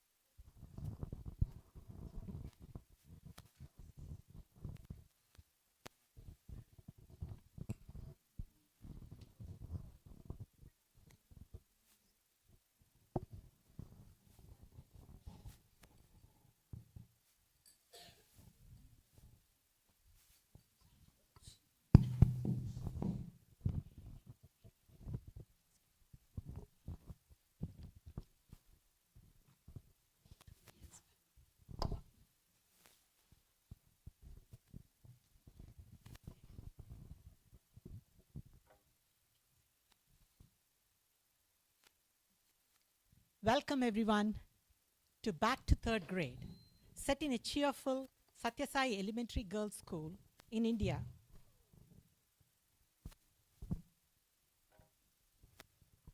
Where every day is filled with curiosity, laughter, and the loving values of Bhagwan Sri Sathya Sai Baba, beautifully woven into learning and life. Today, a group of very grown-up will bravely step back in time to the world of tiny desks, leaky pens, and lunchbox trades, and spelling tests. Our story takes place in a cheerful third grade classroom where teachers face a room full of, say, just very energetic students. As the day progresses, you will see how the teacher incorporates Swami's teachings into the classroom. Let's begin our day in school with the first bell. It's 8:30 a.m. The bell rings, and like every morning, chaos enters the classroom before the teacher enters. Hey! No, that's not fair. She's pulling my hair. Good morning, ma'am. Good morning. Good morning, everybody. What is this? Sit down. She's quietly. pulling my hair. Good morning. Remember, silence is the language of the wise. So let's begin with some peace, huh? Ma'am, my pencil fell down under Ranjana's desk. Ma'am, she's lying. She dropped it on purpose so she can take my sharpener again. Remember, Anu, this is not a treasure hunt. This is a classroom. So please sit straight and we need to do only what is right and kind. Ma'am, can I go outside? I saw rainbow. I want to share with my friends. Rainbow? First, let's do the rainbow of learning inside the class.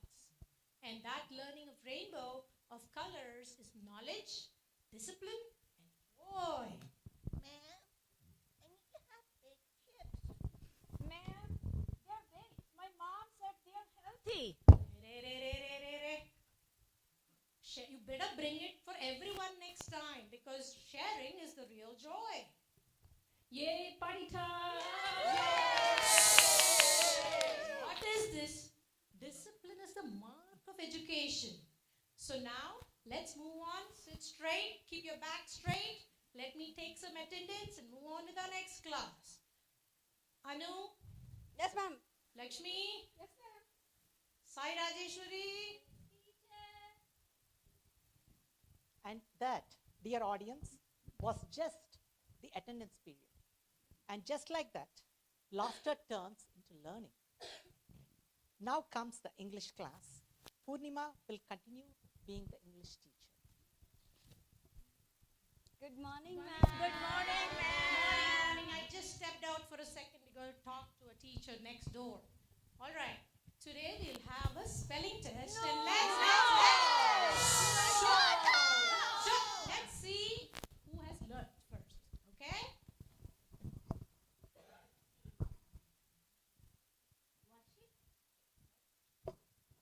Good. Remember what worship? Remember, work is worship. Is that the worship that is in temple? Is it Irishship? Interesting. So that I don't cast. Cruise-ship. No, I'm not talking about that kind of a friendship or a worship. This worship is about learning nicely, sincerely, and whatever you can do your best with.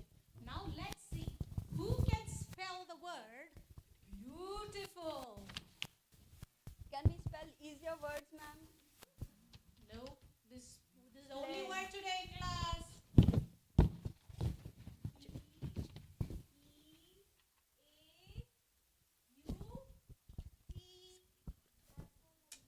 Good try.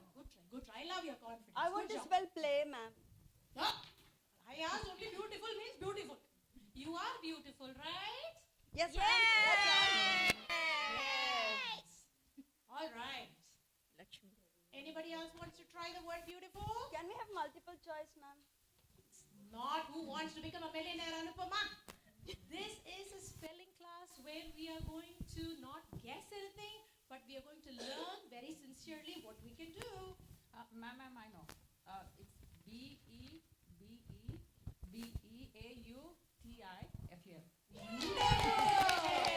Excellent job, Prashanti. See, when you work hard, you get it right. Ma'am, that's my mom's Wi-Fi password. You're not supposed to give our password. Oh, see, Lakshmi got a wonderful point. You're not supposed to share Wi-Fi password with anybody, but you know what is the best connection? It's not Wi-Fi, it's sci-fi. So that's where we are going to love and joy.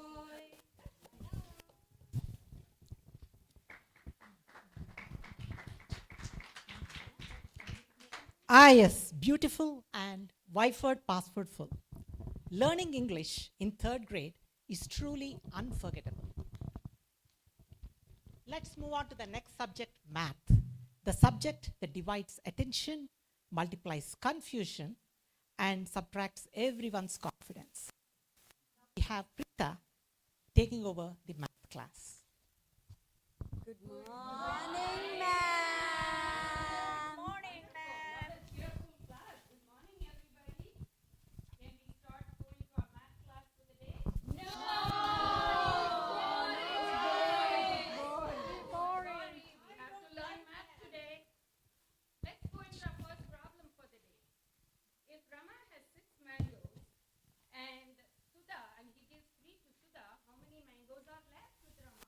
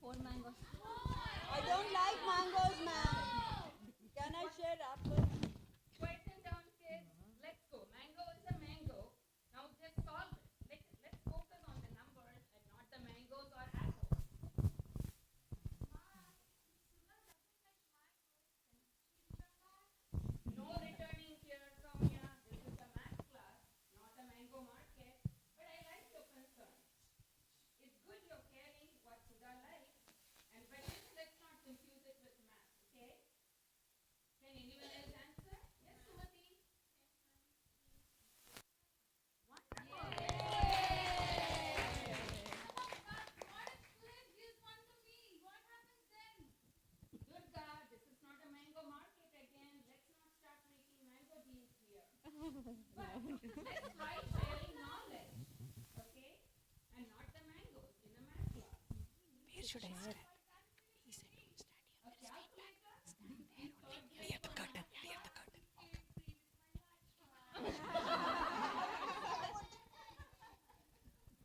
Okay, let's all remember, children, the best calculator is your own brain. Use your mind and it will grow like a muscle, as strong as a muscle. Very good job, everybody. Thank you. Thank you.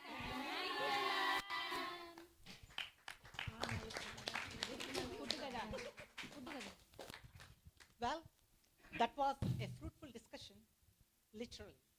From mango markets to free calculators, the class can solve anything except the actual math problems. Let's move on to the happiest part of any school day, lunchtime.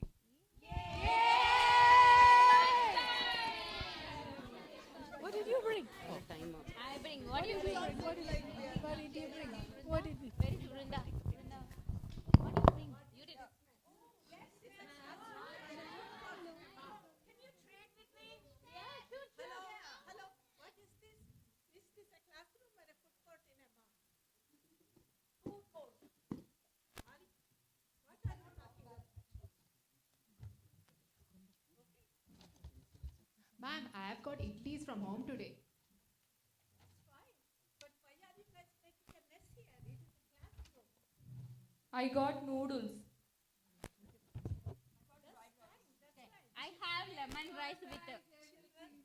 Oh, smell that. Would you trade with me? Ma'am, I have lemon rice with extra pickle. That's fine. That's fine. ఎవరు మాట్లాడుతున్నారు? Lakshmi.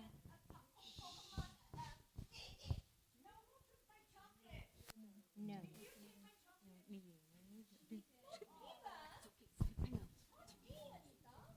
Okay, I know that you share, but when you share, you should also care. Ma'am? And also cleanliness and orderliness is next to godliness. Ma'am, can we still share after we clean up first? Of course.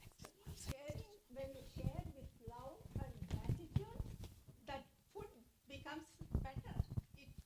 It gets better in taste. Baba has said the hands that serve are holier than the lips that pray. Then I will serve idli to everyone.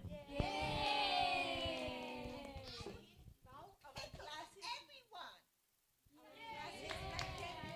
Our class is like a happy family when we share like this. Okay, enjoy. Thank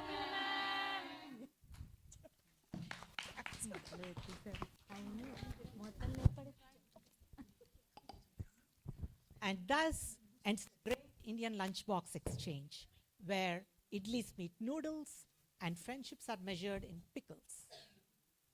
Now, we welcome the moral science teacher, Raji.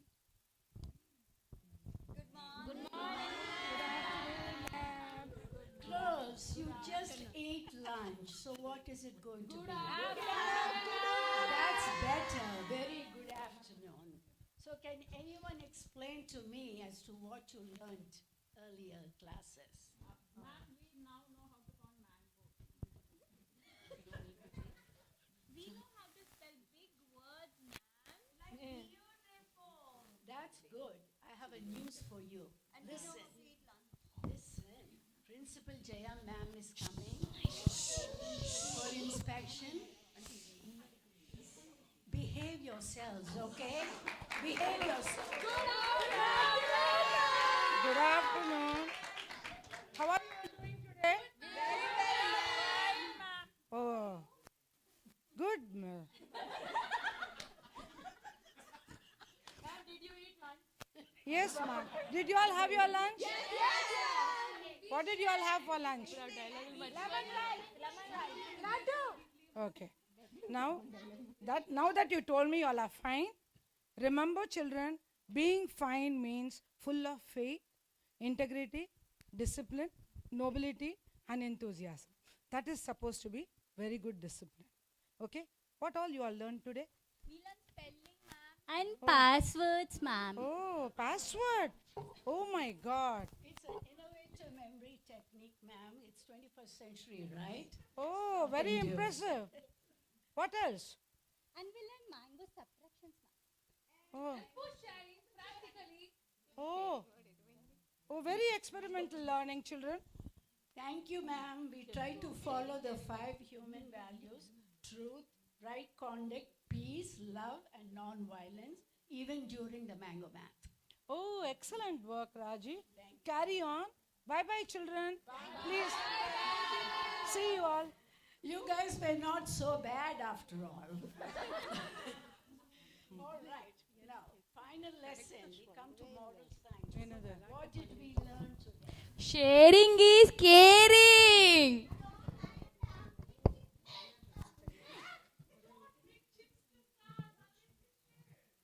Very good. Gold stars for everyone. Goodbye.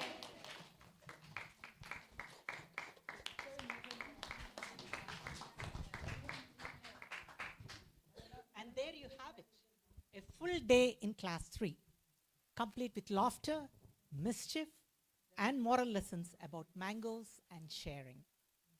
Through all, the children learnt what Bhagwan Sathya Sai Baba always taught: truth in words, right conduct in actions, peace in mind, love in heart, and non-violence in behavior. And that's what makes every school day truly beautiful. Before we wrap up the school day, students learn from their favorite subject now, music.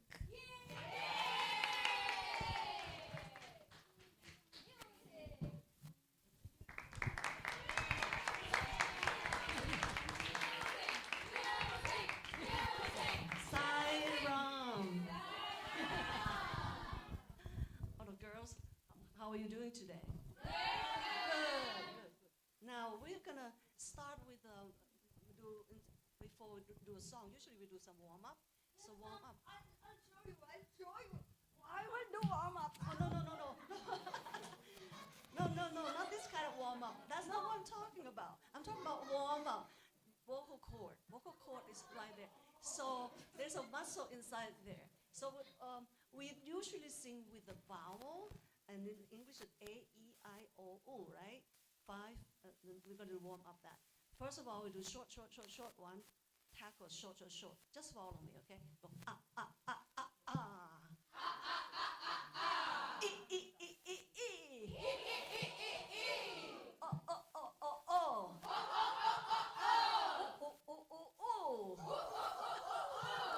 Now, that's a short one. I'm going to do a sustain, a long one, smooth one, okay? So we're going to I-O-U.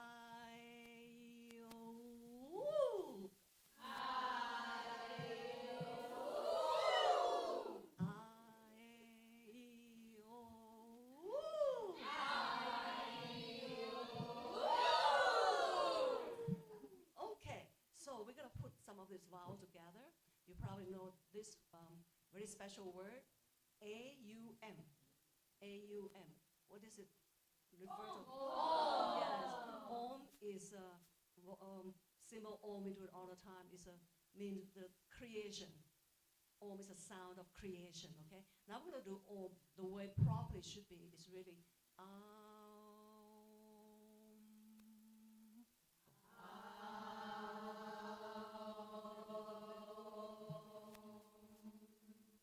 need to stop a little bit, and then before we go to the next round.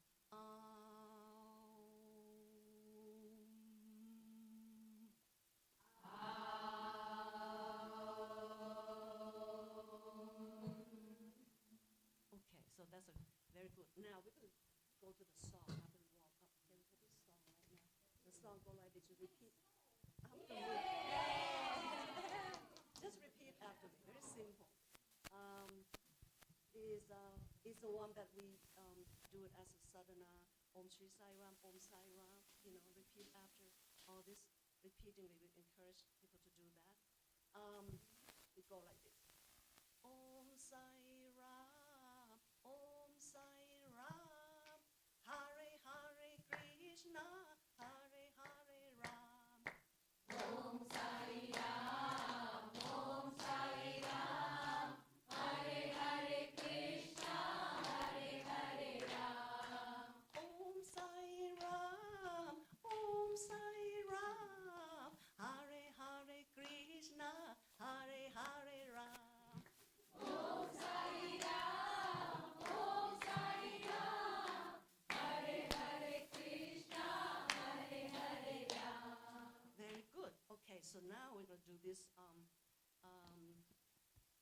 one more time, and then at the end, we're going to slowly slow down, and then to ending, like usually do, okay? So just follow after me, okay? Let's see. We can do it together at this point. Om, okay. We do that one time, and then the Hare Hare, that part, 3 times. Slowly coming down, okay? Om, ready, go. Om Sai Ram, Om Sai Ram, Hare Hare Krishna, Hare Hare Ram. Om Sai Ram, Om Sai Ram, Hare Hare Krishna, Hare Hare Ram. Om Sai Ram, Om Sai Ram, Hare Hare Krishna, Hare Hare Ram. Om Sai Ram, Om Sai Ram, Hare Hare Krishna, Hare Hare Ram. Om Sai Ram, Om Sai Ram, Hare Hare Krishna, Hare Hare Ram. Om Sai Ram, Hare Hare Krishna, Hare Hare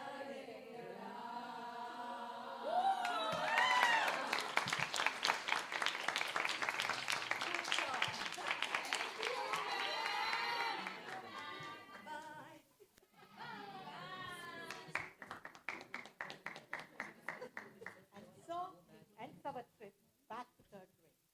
Thank you for joining in this journey full of nostalgia, noise, and naughtiness. May we all remember, somewhere inside every adult, there is still a third grader waiting for reason. Goodbye from third grade.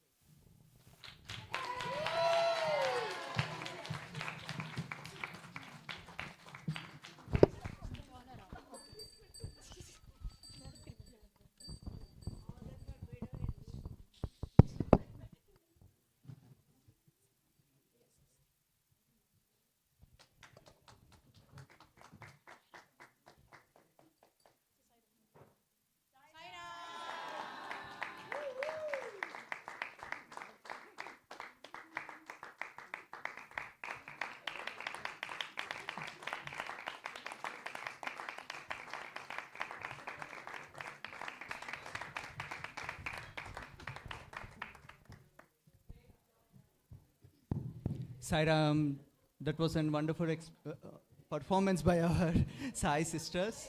Now we'll break for 20 minutes. We'll be back here. We are going to break for snacks. Sairam. We will also use these mics. So can we still set up like the standing mics? Two standing mics. These are one. Put that in. That's everything is ready. Everything is ready. There. Next to you. Yeah.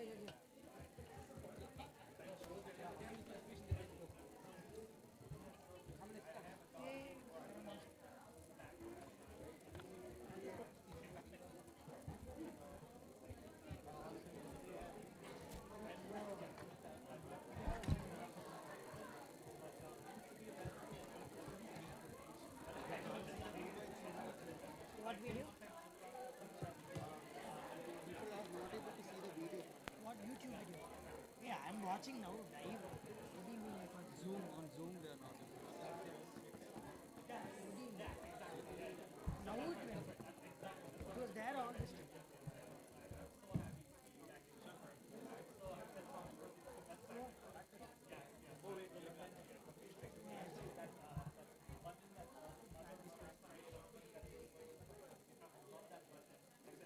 Now it's gone. They will change probably. The phone is taking it. We put our phone. Yeah. Saira, testing.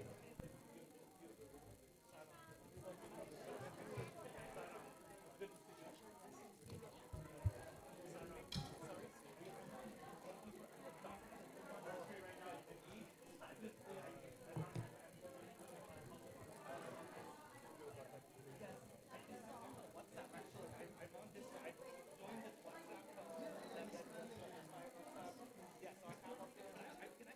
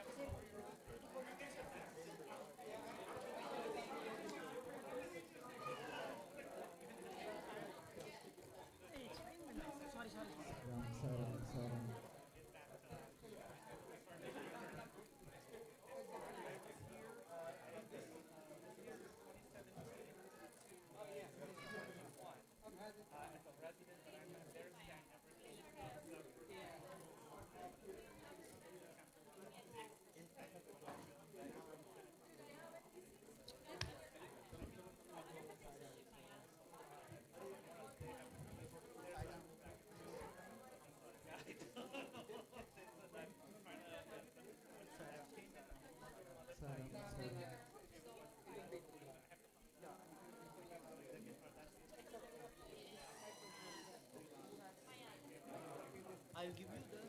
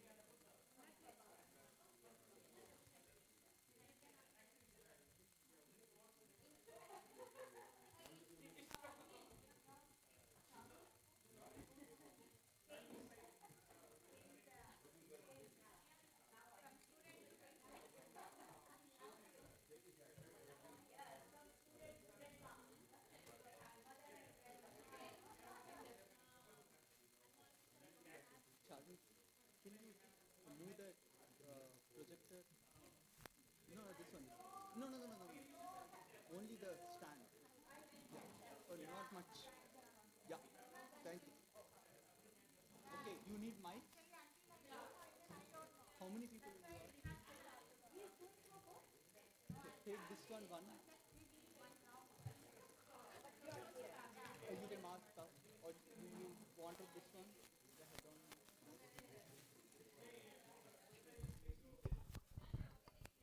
Sidearm.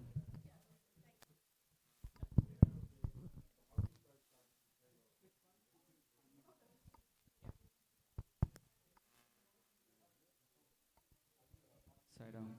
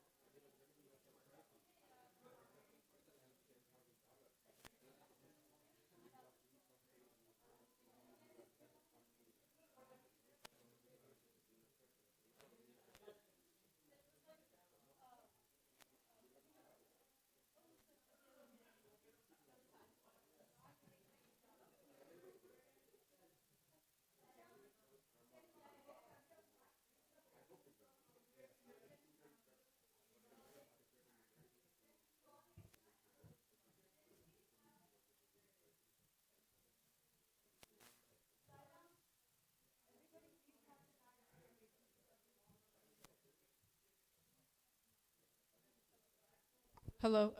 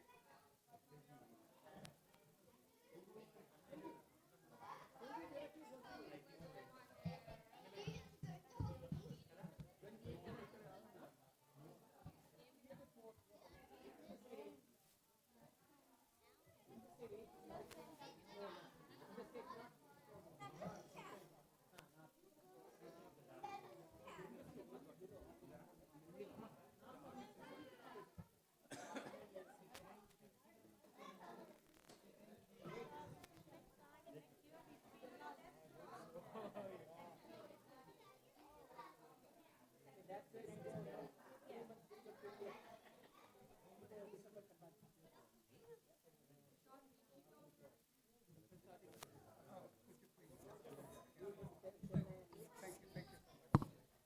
everyone. We'll start the evening program with SSC Group 4 offering. Sairam.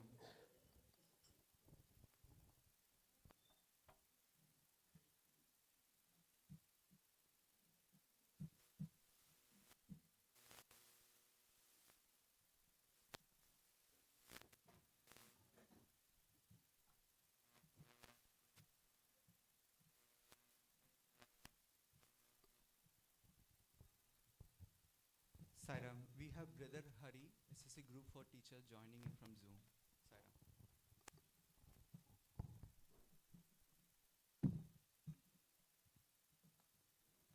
Sairam. Sairam everyone.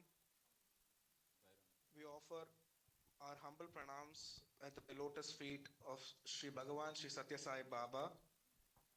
As Group 4, we are here to give our humble offering to Swami on his 100th birthday and simultaneously instigate your thoughts and churn your minds during this discussion.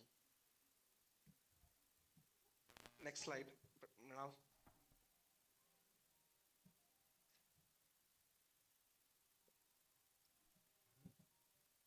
Science and spirituality have often been viewed as two separate worlds. Modern physics, neuroscience, and psychology now explore questions that once belonged solely to spiritual traditions. What is consciousness? How are we connected to each other? What is the nature of reality? These are the questions which are left to be unanswered, or even if there are answers, there's a lot of confusion behind it. Next slide. Science seeks explanation through observation, experimentation, reasoning, hypothesis, and results. Science deals with facts, and science deals with hard truth. Next slide. Whereas spirituality seeks meaning through awareness, connection, and inner wisdom. When these two paths meet, they enrich one another. The emerging bridge helps us understand the best of both worlds. Next slide. So these are some of the thoughts of Swami on science and spirituality. Charmi, can you read both the quotes? Yes, of course, I'd be happy to. So the first quote is, "In the field of science, you can expect certain result by performing experiments, but in the spiritual field, there are no experiments, only experience. And if peace is to be ensured, science has to be promoted on the right lines." So as Group 4 students, we will be discussing the bridge based on our Group 4 classes and Swami's teaching. Each of the 3 kids of Group 4 will be presenting their own ideas and thoughts and take on our discussions on the bridge between science and spirituality. So let's start churning your minds. Charmi, will you start? Yes. Sairam, everyone. Before we begin, we would like to offer our humble pranams to the lotus feet of our beloved Bhagavan. And we would also like to express our heartfelt gratitude to our guru this year, Brother Hari, for choosing a very unique topic and one that isn't explored much and one that can also kind of be seen as controversial. But we're here based on what we learned to show you all that it is not controversial to combine science and spirituality and how they're so interwoven that one cannot exist without the other. So the topic I've decided to choose is neuroinflammation. I'm sure we have a lot of doctors in the room who know what this is, but this was based off of a video by a Harvard Medical School professor, and his name is Balachandra Subramaniam, and he's also the director of a Conscious Planet, Sadhguru Center for a Conscious Planet, and so you can kind of already see how he's bridging both science and spirituality. But for those of you who don't know what neuroinflammation is, it's basically a very common condition If you go to the next slide, yeah. And its symptoms include brain fog and forgetting very simple things that you might have done, such as, you know, the name of the person you might have just met, or forgetting to turn the stove off before you leave the house. How many of you have experienced this, where you just forget really simple things that maybe you like go up the stairs and you're like, why did I go up the stairs? What was I gonna get? Yeah. Yeah, so, yeah, this is a very common condition that a lot of people worldwide have been facing. And as it says here, it's been exponentially increasing since the 2000s. Does anyone want to guess what technology arose in the mid-2000s, like 2007, 2008? Yeah, iPhones, cell phones. And so because of that, our world has become limited to that cell phone. And there are many reasons as to why cell phones can cause neuroinflammation, but one of them is social media. And I'm not going to get too deep into that, but ever since, you know, since the 2000s, which is when the first iPhone came out, things have been really, like neuroinflammation has been really increasing since these past few years. And on the next slide, so in the video, Dr. Subramaniam, he compares neuroinflammation to a fire. And this fire, the fuel for this fire are three things. And basically what makes neuroinflammation worse. And those three things are having a poor diet, lack of joy, and poor sleep. And I'd also like to add one more, which is social, like the lack of social interaction. What I'd like to do is I'd like to link all three of these to what our ancestors have found and how the solutions to mitigate neuroinflammation are actually found in our Vedas. So, first one, for poor diet, to better our diet, what are certain things we can do? We can have healthy food. We can, you know, avoid junk food. We can avoid processed food. And we can take fruits and vegetables. But in our Vedas, that aligns with having a sattvic lifestyle and having a sattvic diet. And that is what calms the mind, and being in the mode of sattva means being in the mode of goodness. And so poor diet has been backed by having a sattvic lifestyle in the Vedas. And the second one is having poor sleep. And with poor sleep in our Vedas, the solution for it is mentioned as waking up in the Brahma Muhurta. So a lot of people think that waking up in the Brahma Muhurta has to be really early at like 3 or 4 in the morning. But along with that, you have to sleep really early. And I just mentioned, you know, being in the mode of goodness, being in the mode of sattva. And along with that, there's tamas and rajas. And it's best to sleep when your body is most in the mode of tamas, and that's around 9 to 10 o'clock. And so if you sleep at 9 to 10 o'clock and you wake up an hour and 30 minutes before sunrise, that is like the ideal melatonin cortisol balance for you to have 8 hours of sleep. And also, like for me, like in my personal life, I've been really annoyed. I used to be really annoyed to wake up at like 5 a.m. in the morning to study for exams, but there's something just so peaceful about waking up in the morning before the rest of the world wakes up and just, you know, doing your sadhana and doing your education in the morning. Even if it's just like 30 minutes before school, I just remember everything I've learned so much better. And the third thing is lack of joy and also lack of social interaction. Now, how we can increase our social interaction is by what we're doing right now, is through satsang. And we come to the Sai Center every week, every Saturday. And here we have formed bonds that we will like quite literally take with us for the rest of our lives, correct? Like we've formed bonds with each other, and we are just like one really big family. And we're not bound by blood, but we're bound by our love, our mutual love for Swami. And so lack of joy and social interaction is through satsang. And I mean, every time I feel just like upset, I can just like call up one of the Hawaiis and be like, oh, I need help, please. And everyone's always there for me. There's always someone out here in this family to help me whenever I need anything, whether it's college applications or anything. And so I'd also like to talk about how when you're with other people, according to modern neuroscience, your brain releases a chemical called oxytocin. I'm not going to get too deep into that, but with having a social circle around you, you could be having the worst week and you can just come here and sit for bhajans for a few minutes and you'll feel refreshed for the rest of the week, right? So, I mean, our ancestors, we've been practicing this satsang for thousands and thousands and thousands of years, right? Far before anyone knew the importance of social interaction, anyone knew the importance of being around others and having, that relationship. And so if we go to the next slide, this is a pandemic stress test that was done by those that were in the Isha Yoga Center, so they meditators.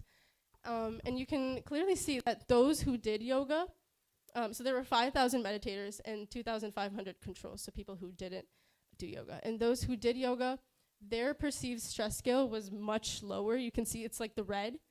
And yoga practitioners who are even more deep into the practice, theirs is even lower, right? And on a closing note, I'd just like to say, are we saying that spirituality replaces modern medicine? We're really not. We're not saying that. But rather, what we've really highlighted for this entire year is how spirituality and science are one. And they're both the same, they're both different paths to reach the divine. And how modern science is what heals the body, but spirituality is what makes the process easier. And if you combine the two, that is the full process of healing. And there's a case of a man, I'm not completely sure what his name was, but I think he was battling cancer or some very severe sickness. And he chanted the Vishnu Sahasranam every day for a few months, if I'm not wrong, and he responded very well to chemotherapy. This is just one example out of thousands. So Sri Tej will kind of delve deeper into that connection between science and spirituality and matter and consciousness. That's going to be really interesting.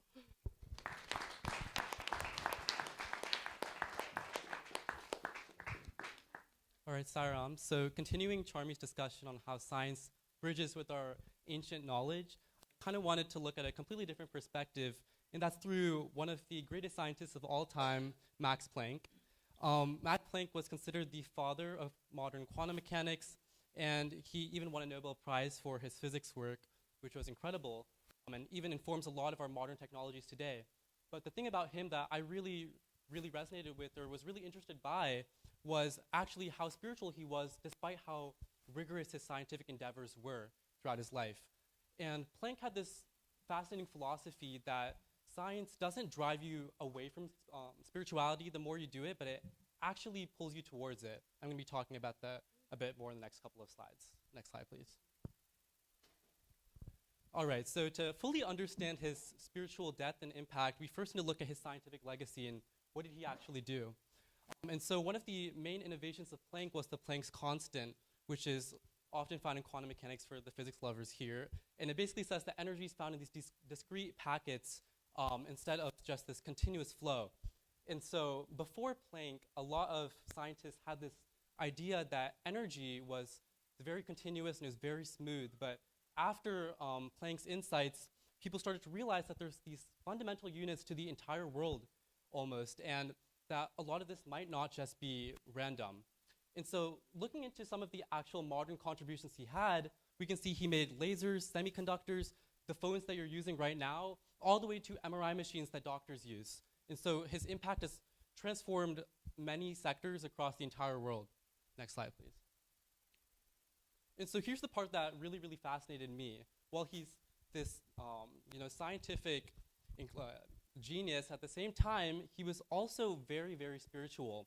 And he had this mindset that even outside of the universe, or in the universe, matter is not the foremost thing of concentration. And he famously said, "I regard consciousness as fundamental. I regard matter as derivative from consciousness." And to me, this means that he sees the mind as the most prominent and foremost thing, and then he sees matter and everything else as secondary, which was really, really interesting because it aligns with a lot of what we were learning in SSC in the Vedic side of things as well. In Vedic and the Vedanta, they have this concept of the Brahman as this universal consciousness that unites everyone. So kind of putting that above the matter itself. And when Planck was doing all of his research and doing all this work, it was really fascinating to see how he's actually being driven towards the spiritual side. And the more insights he sees that you might think would push him towards the physical world actually provided evidence for this more spiritual realm. Recording stopped. And so next slide, please.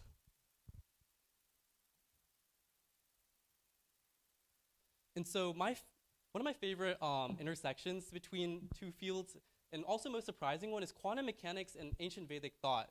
And it basically, in quantum mechanics, there's this concept where the observer or consciousness actually influences what the actual outcome is or behavior of particles. And in experiments, famous experiments like the double slit experiment, you can again see this where even the act of measuring something can affect the result of the experiment. And this again reminded me a lot about what we were hearing in SSC regarding the Vedanta, where consciousness is this underlying force that impacts both our experiences and reality. And so it kind of suggests that ancient texts were already aligning a lot with what we were seeing in science. We were just waiting kind of for the science to catch up. Next slide, please. And so actually, before I get to the conclusion, could you go to the previous slide? I want to tie this back to something Charmy discussed before, and she was talking about how neuroinflammation arises alongside the concept of neuroscience, and how even things like meditation or things in our daily lives can really impact those areas, and how that kind of aligns with those ancient Vedic practices of meditation. And so I want to again reiterate this idea that the ancient practices and the things that we do today in science are not separate things, but cutting edge science is actually what drives us towards fulfilling and understanding spirituality even better today. Next slide. And so what should you take from all of this? To me, Max Planck's life really showed that science doesn't negate spirituality, and spirituality doesn't replace science at the same time. But in fact, they're both necessary to answer some of the greatest questions of the entire world, from how did the universe come to be, or how are the natural laws of our universe so precise? And together they really offer us a much better understanding of reality. Max Planck really believed in this, and he thought that the more we deepen ourselves in science, the more we will come to answer these questions instead of pushing ourselves away from them. And so I wanted to conclude on one of his quotes, which says, "Anybody who has been seriously engaged in scientific work of any kind realizes that over the entrance to the gates of the temple of science are the words, 'You must have faith.'" And I think this should really, really show to people that the more we do science and the more we engage in, not only science, but also spirituality, I think the more unified we will be as a whole. And so, yeah, thank you for listening. And I think the main point here to, drive home is that science and spirituality are one.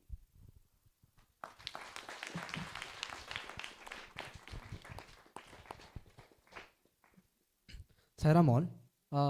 I offer my humble pronouns to Swami's lotus feet, and a huge thanks to our SSC Guru Hari brother.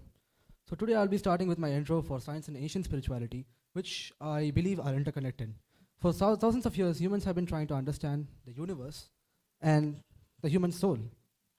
Oh shoot, one second. So science and spirituality may seem opposites, but they can actually be good complementaries to each other. Or like they can go hand in hand. On one hand, science questions you how the world works or how the universe works. On the contrary, spirituality asks us what the purpose of the universe is, and what part we take in it, why are we here, and all that kind of consciousness stuff, just like Shrithaj said. And both are two similar questions, to be honest, and both are arise by the same purpose. Oh, one second. So they are pointing to the same goal, to understand the truth. And learning about the world and life, of course, helps us understand spirituality and God. Next slide, please. So let's start with simple questions. So what is matter? What is matter made up of? So the spiritual side says, all right, let me take you back 2,500 years, where ancient Vedic philosophers like Acharya Kannada believed that matter is made up of indivisible particles called Anu. Without Anu, there would be no universe. And it's fascinating that thousands of years later, the modern day science says matter is made up of atoms and even subatomic particles like protons, neutrons, and electrons. And another example of a question is, how was the universe created? We still don't know to this day yet.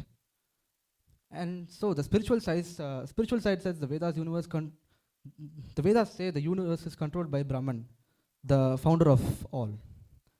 And the scientific side says the universe was created from the Big Bang theory, which is of course a theory, but yeah. Next slide, please.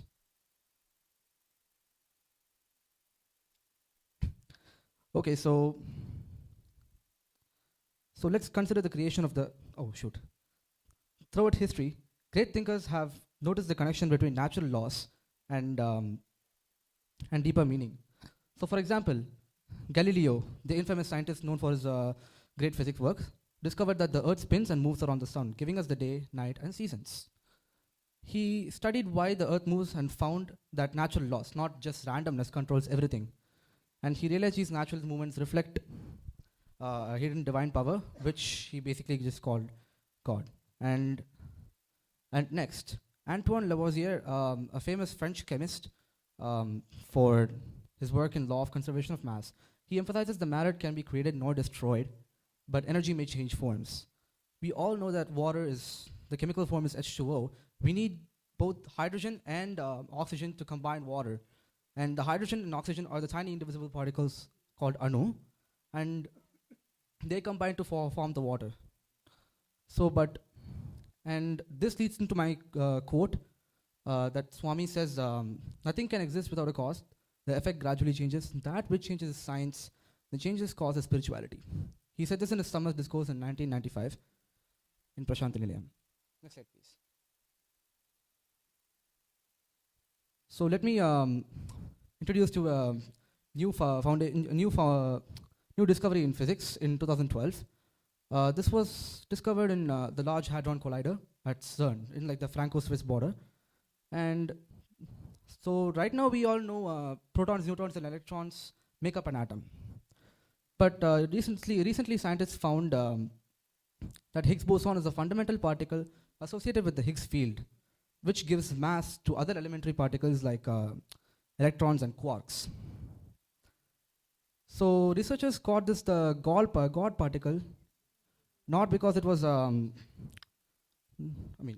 because it was unknown.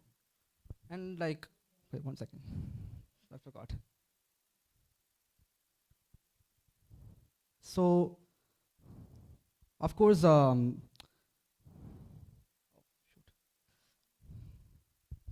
research center has the Lord Nataraja statue in the front. So what we can take away from this is that even big scientists and big names do not deny or refuse to acknowledge the presence of God. And that's what we can take away too. So science and spirituality can kind of go hand in hand. Next slide, please. So for my final conclusion, does science tend to disprove spirituality? Well, the answer depends on a person's mindset. If you think of a science if you think for a particular problem, they both may disagree. But if we look at it as two different parts that converge together at all in the end, we can definitely find they are good complementary to each other. And yeah, thank you. Sairam.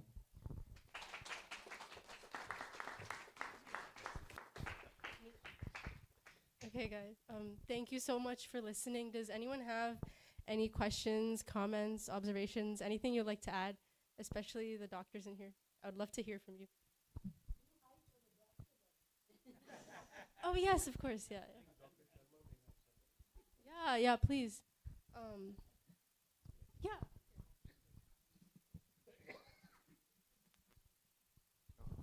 I'm really very much impressed by all three of you. This is a very fascinating discussion. And at the crux of the discussion all over the world, which came first, matter or consciousness? And actually you stole my show, because when I'm going to talk about 5 minutes, it will build on the same discussion. But I'm very, very impressed. And God bless, God Swami bless you. Keep searching for answers. Thank you.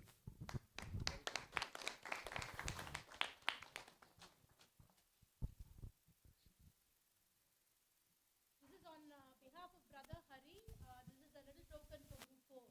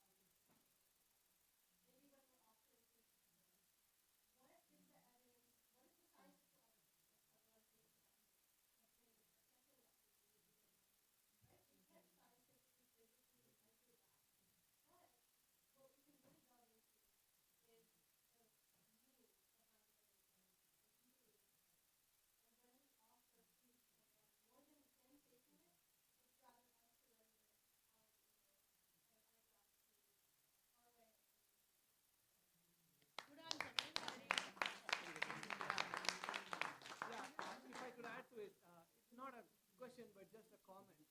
Like so first of all, great to see your work in this direction. It's a way to go. And as you mentioned, in fact, you quoted Swami, where Swami's science is based on experimentation, spirituality is based on experience. I think that's where the difference lies. When you do science, you experiment and you explain it using your hypothesis, your theory. So, and everyone has to agree, whether you do this experiment in Australia or in Canada or South Africa, the experimental results have to agree, and it has to match, the data has to match what is predicted. And the strength of a theory lies in not just in explaining some phenomena, but in actually making future predictions. Right? Whereas in the case of spirituality, I think it's based on experience, right? I mean, you and I can have a cup of tea and we can have completely different experience altogether. So, there is no collaboration, there is no correspondence between what I think and what I experience and what you think and what you experience. So I think that's where the difference comes.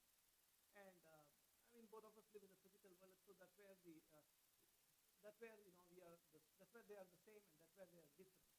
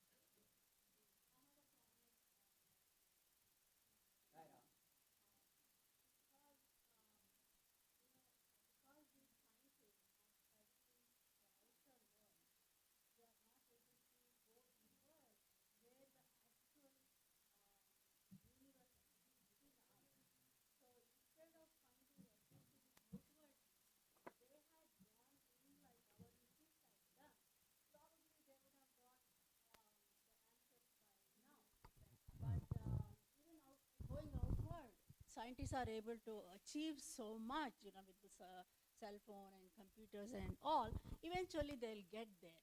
But I think our rishis had hand up on this, and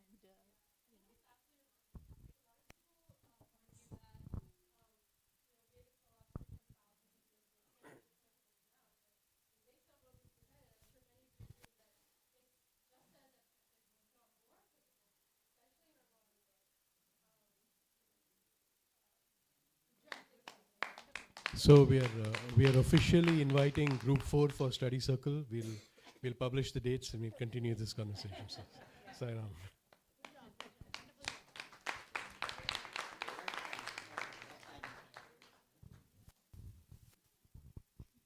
Sai Ram, everyone. Next we'll be having personal offering. This is from Charvi and Naitik. Sai Ram.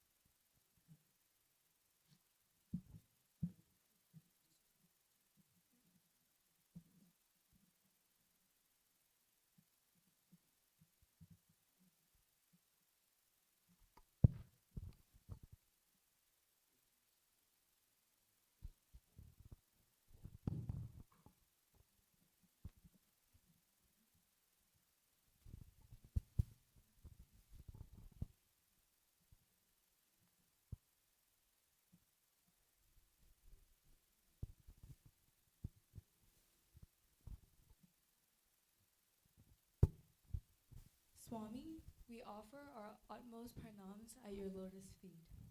Today, we offer you a song. You are the ocean of our endless love. Thank you, Swami, for all that you do. Happy 100th birthday, Swami. You will always be with us forever.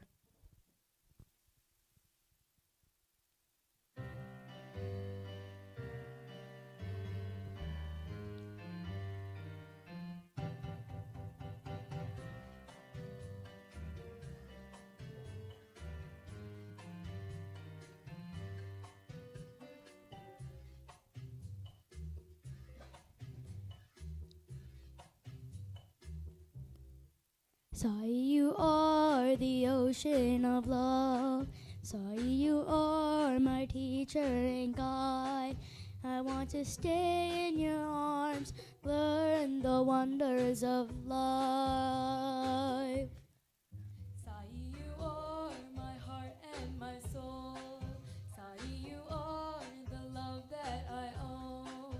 I want to sail on a ship, journey the oceans of love.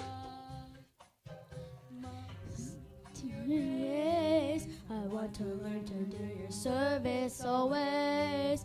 I want to see your light in every sun. See the blossoms of your messages unfold. I want to be a messenger, oh my Lord. I want to be a devotee, my reward will be the blessings from your heart. I want to be a part of your ocean of love. Sai, you are the ocean of love. Sai, you are my teacher and guide. I want to stay in your arms, Learn the wonders of life. Sai, you are my heart and my soul.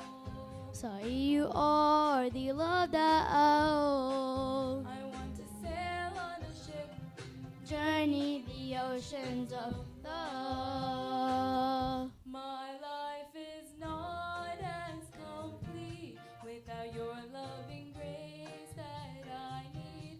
My heart makes not a single sound without your light. My heart is longing to see what it is to be free. Oh, Sai, all my worldly desires, all I ask of you now. Give me your darshan, give me your presence. I want to serve you till I reach your feet. Make me your hands and make me your heart. Give me the strength to be a part of your ocean of love. Sai, you are The ocean of love. Sai, you are the assuring guide. I want to stay in your arms, learn the wonders of love. Sai, you are my heart and my soul. Sai, you are the love that I own. I want to sail on a ship, journey the oceans of love. I want to sail on a ship, journey the oceans of love. I want to sail on a ship, journey the oceans of love.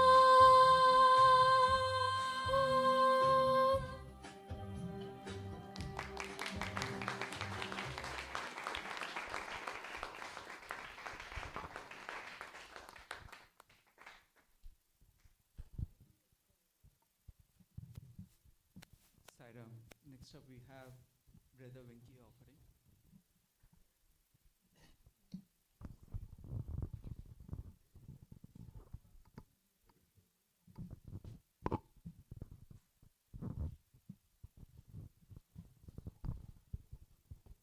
Saram, how's everyone doing today? Once again. Great, isn't it? All right, so when I talk about Swami, obviously any amount of time is not enough. But, I'll do what justice I can do. When I saw the invitation from Brother Mrinal as to, I thought the one thing that came to mind is, the topic of my talk for the next 3 or 4 minutes or 5 minutes is basically infinitely blessed. How blessed we are, and we can't even count your blessings, really. So I first became a devotee probably. Well, we're all part-time devotees, right? We're not true devotees yet, but it was way back in '97. So, but once I realized, was I going to Swami's fold, I realized the depth of it. It's like, wow. Fortunately, I was born in a religious family. South Indian, like many of you, or most of you, all of you, in a religious family. Okay. It was my grandfather's house. The practice was every day. It's around 6 o'clock, sunset time. Used to gather in the puja room and say prayers and all that, sing some songs, and that my father continued. He was in the army and we grew up in North India, but even there he continued that every day. So when I think about Swami, I was like, oh wow, all the the forms of God we got used to: Muruga, Rama, Krishna, Ganesha. That God who's in the pictures or the idols actually come live, and and how fortunate we are that God is there, when you're also walking on earth at the same time and breathing the same air. So really huge blessing, and that was amazing for me just to realize that. And you all know, I think it was in the book Anyata Sharanam Nasti, other than you, refuge there is none. I think it was in that book where the author or someone had written down Sarva Devata Swarupa. But then next time she opened the book, it was crossed out. It says Sarva Devata Atita Swarupa, beyond all forms of God. So imagine, we are so fortunate, and can't even believe, imagine that. And so there is a lot of responsibility on us. Obviously, Swami is telling us that your life is my message. So a lot of responsibility on us, and so let us pray to Swami to guide us to live up to the expectations. I would like to just share, before I get off the stage, just one incident. It was basically, I guess, the closest proximity I had, physical proximity I got to Swami. And that was back in 2001. This was in February, I believe. February or March of 2001. That was my second darshan of Swami. The first darshan was soon after we got married. I and Sumati got married. I had heard of Swami. It's not I didn't have much to go on, but my parents were devotees at that time, and I just thought it'd be good to go visit Pittsparthi. That was '97. But after that, in 2001 is the second darshan, and that time we were in Phoenix, Arizona, and when I told folks there, the Sai center people there, that I was going to India for a visit, and I'll be going to Pittsparthi, I got a bunch of letters from everyone. So I was under pressure. I was like, oh my God, is Swami going to take pictures, the letters from my hand, So during that visit to Pittsparthi, we were there for 3 days, so up to 5 to 6 darshans maybe. And one of those darshans, we got the third row. And, I was like, okay, I don't think he's going to take any of the letters because I'm the third row. But then, so Swami came by and kind of, I guess looked in my direction, I guess. And then I had the handful of letters in my hand, and I didn't know what to do because I had to reach out across 2 rows. And I was hesitant to do that because, just being nice. But my father pushed my hand as Swami came closer, like that. And then I saw Swami come and grab the letters.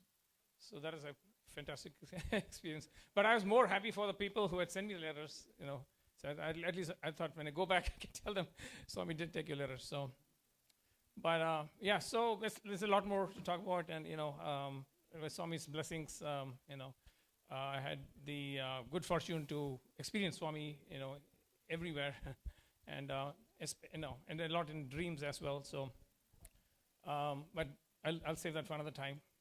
But I just want to again emphasize how blessed we are and how fortunate we are, and so let's try to live Swami's message every day. Thank you. Saram.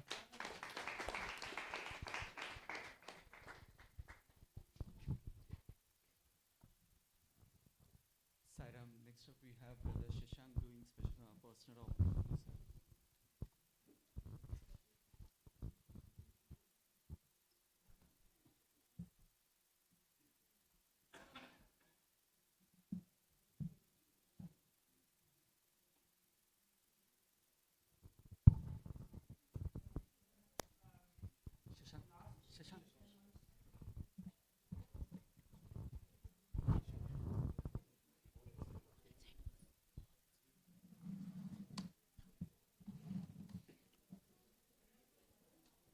Sairam Swami. The last 8-10 months, haven't been the most easiest part of my life, but you've been there with me in every step, often in ways only you and I know. And you've given me courage whenever I was confused. You've comforted me whenever required. So I think more than anything, you've shown me that you are not far away and you are my closest friend. So with that thought, I'm offering this song to you on your 100th birthday. Sairam.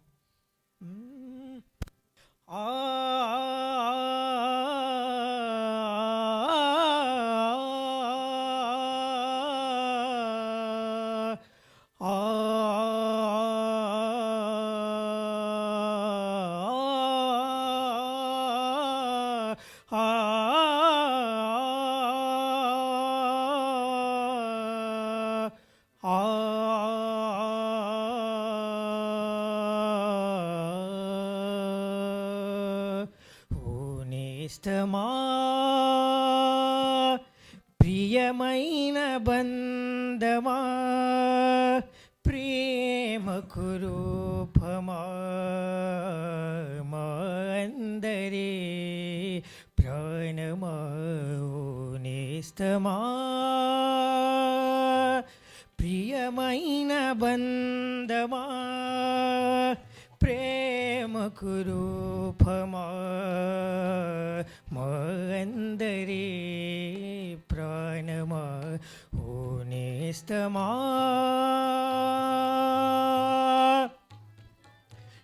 గడిచే ప్రతి క్షణం నీతోనే గడపాలని గడిచే ప్రతి క్షణం నీతోనే గడపాలని మేము వినే పదాలన్నీ నీ మాటలే కావాలని గడిచే ప్రతి క్షణం నీతోనే గడపాలని మేము వినే పదాలన్నీ నీ మాటలే కావాలని మాలోని తలపులన్నీ నీకు వివరించాలని క్రియలన్నీ కర్తకే అంకితం చెయ్యాలని వేచి ఉన్నాము ఈ రోజుకే ఓ నేస్తమా ప్రియమైన బంధమా ప్రేమకు రూపమా మా అందరి ప్రాణమా ఓ నేస్తమా జీవన వేణువులో మోహన రాగం పలికించి జీవన వేణువులో మోహన రాగం పలికించి ప్రతి మనసులో నీ ప్రేమ సుధలు పోగించి జీవన వేణువులో మోహన రాగం పలికించి ప్రతి మనసులో నీ ప్రేమ సుధలు పోగించి ఆనందముతో దివి భువి పులకించగా ఆనందముతో దివి భువి పులకించగా మాటలాడవా మాటలాడవా ఓ నేస్తమా ప్రియమైన బంధమా ప్రేమకు రూపమా మా అందరి ప్రాణమా ఓ నేస్తమా ఆ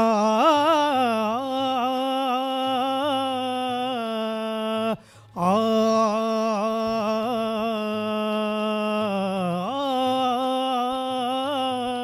ఆ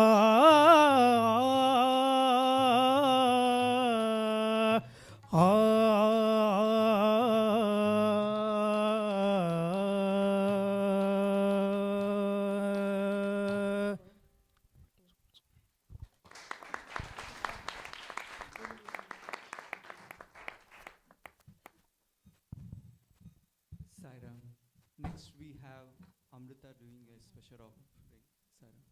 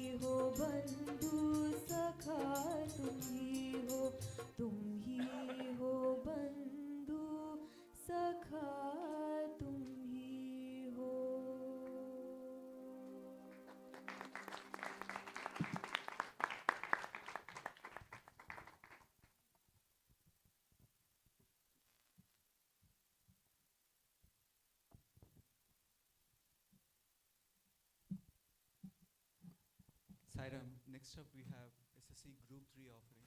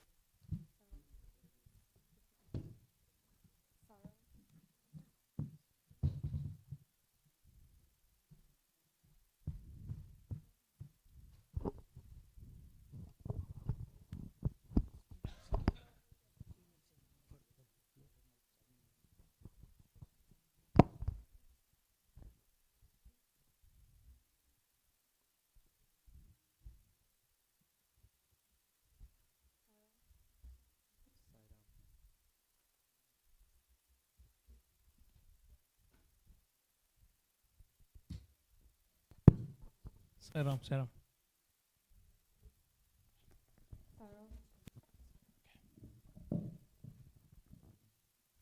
Ready to go? Okay. Sairam, I'm back. Yeah, so it gives me great pleasure to introduce Group 3 and the program for tonight. So we have Charvi, Sudarshan, and the two Arjuns.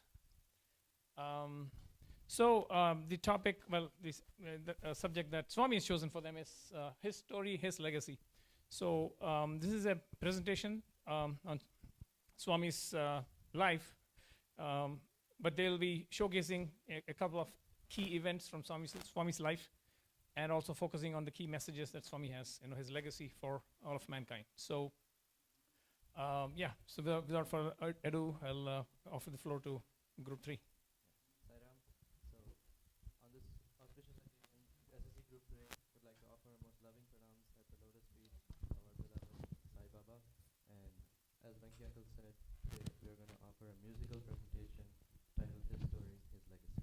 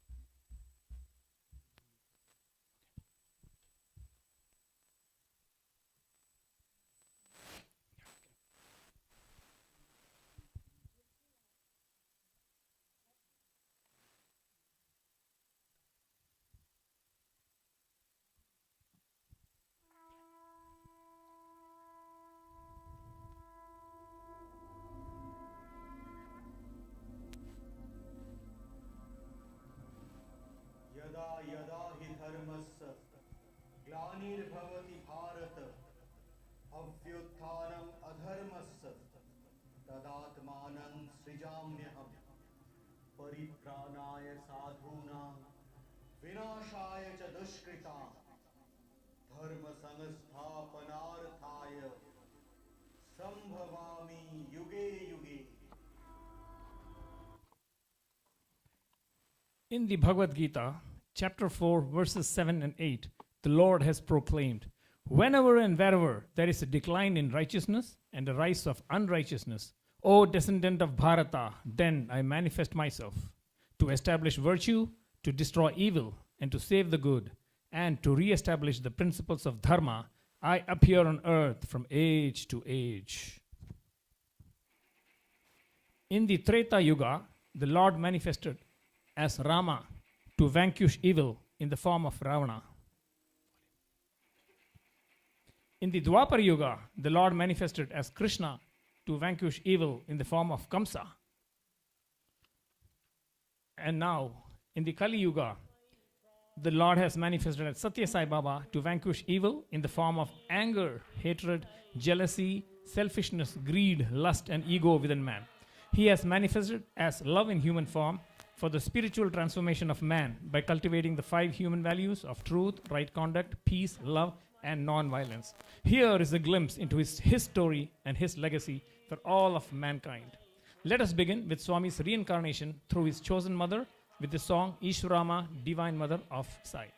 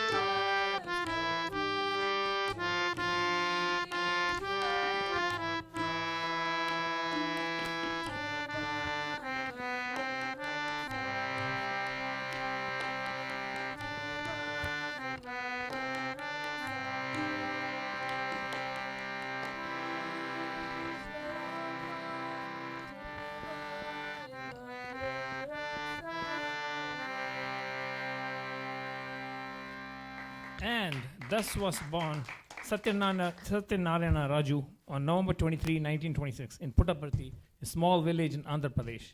Let us fast forward a few years. Satya went to school in Bukkapattanam. The following incident is an insight into his divinity at a young age.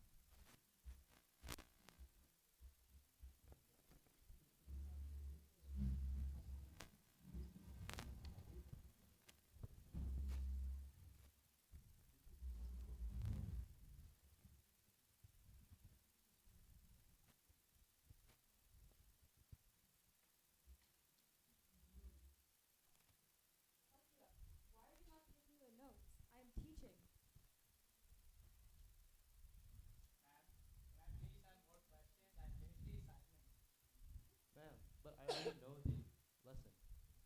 Satya, stop fooling around. Stand up on the bench.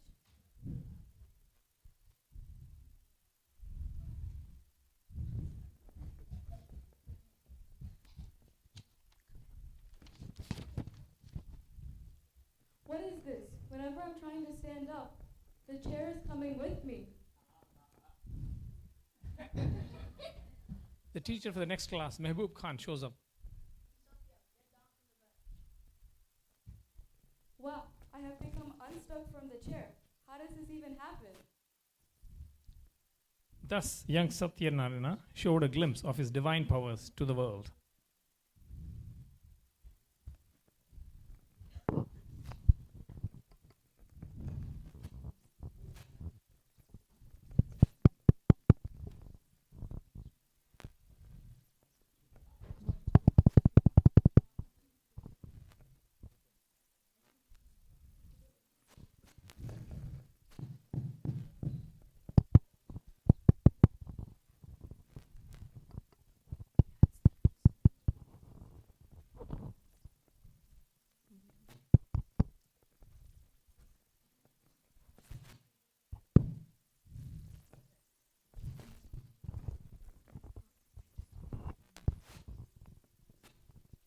At the age of 14, in October 1940, Sathya Sai Baba declared his avataric identity with his first discourse to his family and neighbors. I am no longer Satya. I am Sai. I do not belong to you. My devotees are calling me. I must go now.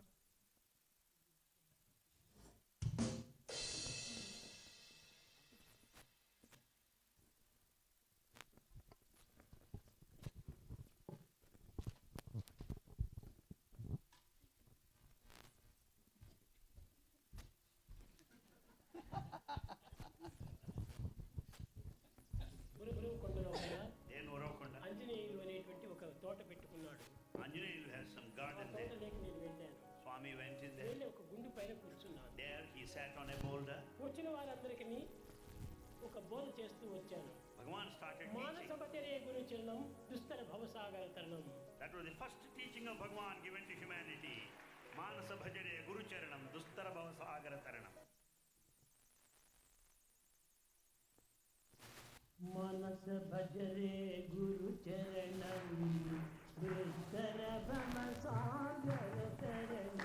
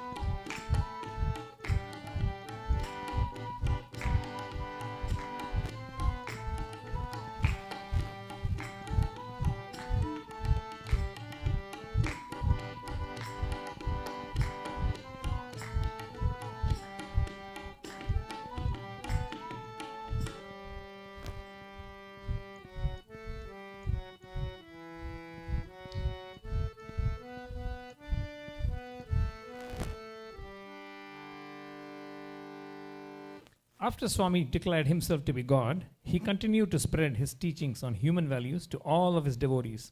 His respect for his mother's wishes and selfless acts of service helped satisfy the needs of everyone in the village.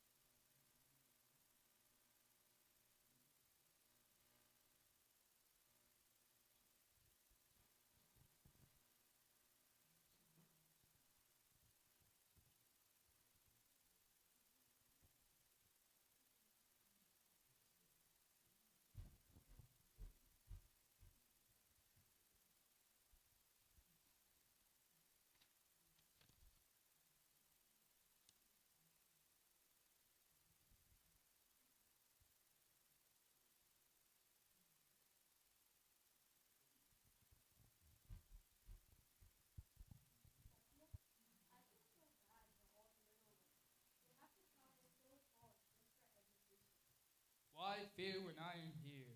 Your wish is my command. A school will be built in this very village.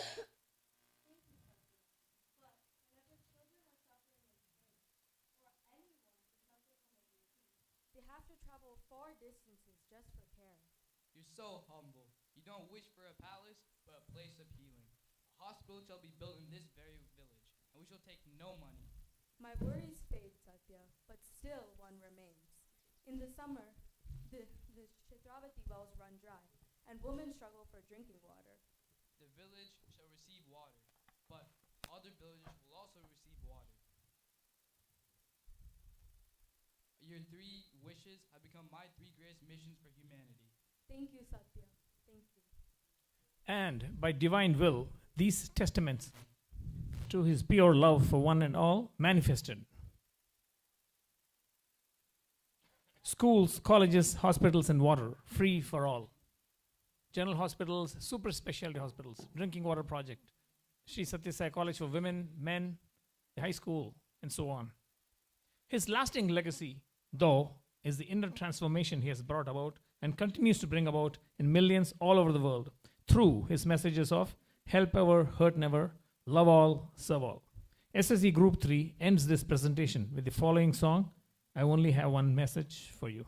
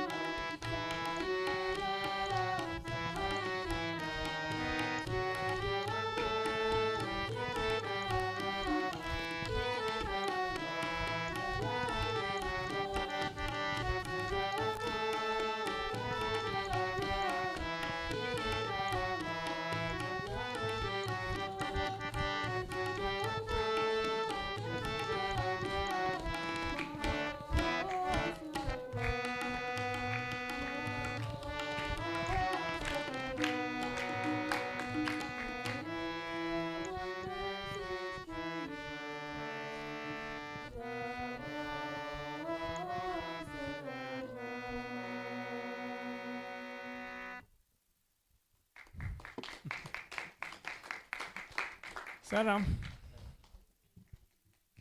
Everyone, group 3. Yes, sir. Sorry.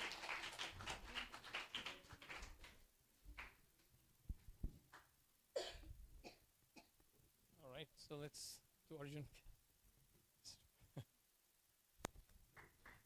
All right.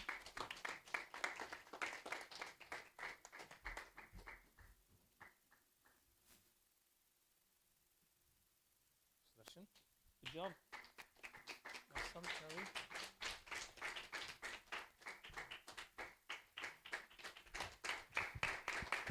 Thank you all, Sarah.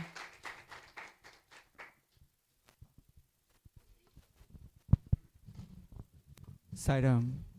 Next up, we have our wonderful teachers, SSC teachers presentation. I'm back yet again.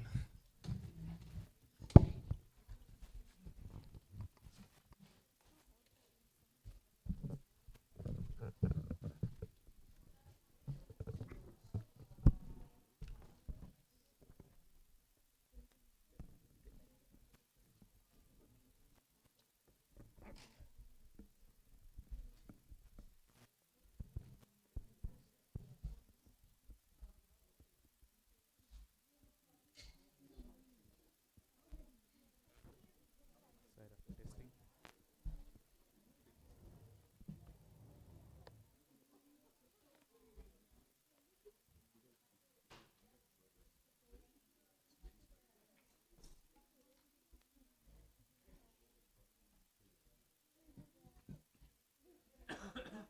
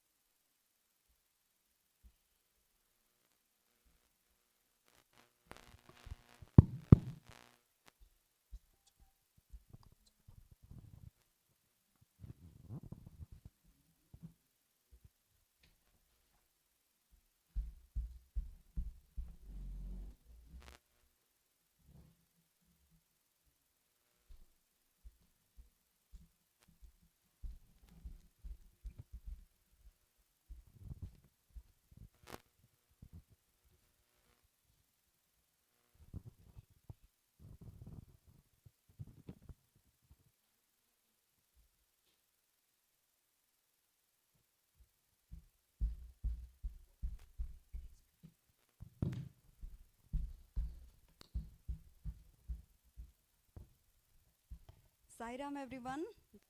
So officially, I am the SSC coordinator for the center.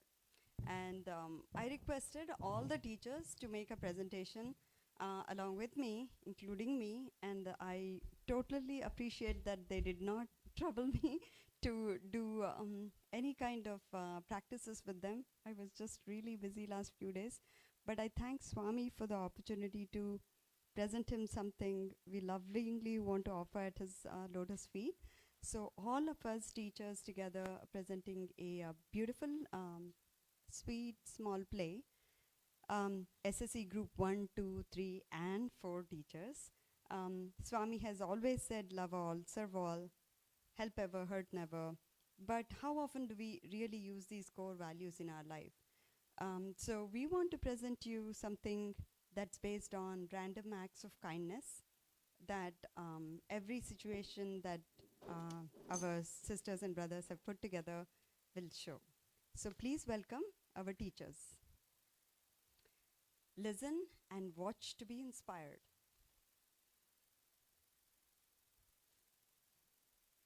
Arvind is a student at a local school, local high school, and has just made a visit to the school library. So let's see how this scene takes us through a random act of kindness.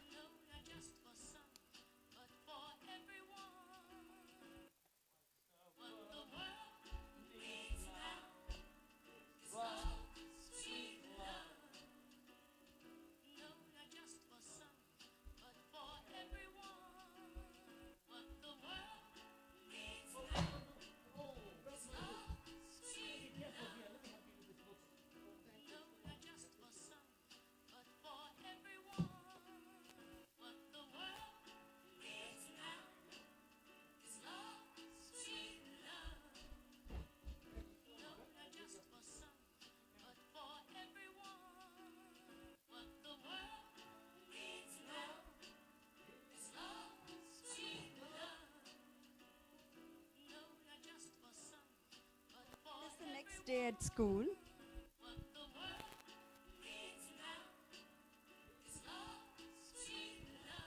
Anar is sitting at her desk having a tough time with the math homework, and she's struggling to see what she can do. It's due very soon. She's worried.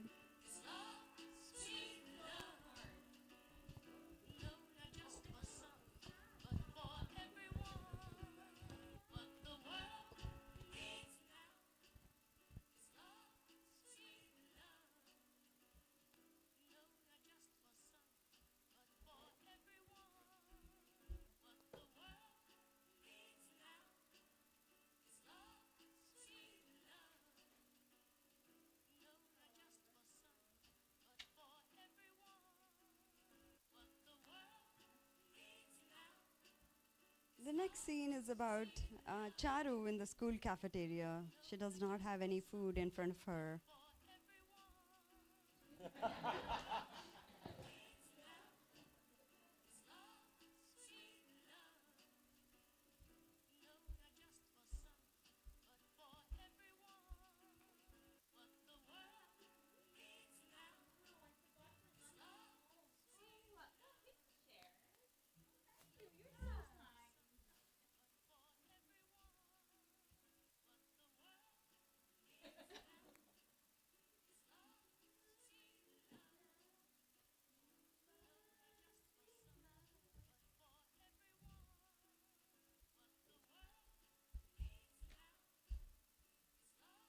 The following day, Venki is coming into school, but he has a lot of things to hold in his hand, his lunch bag, his books, and his class project and everything.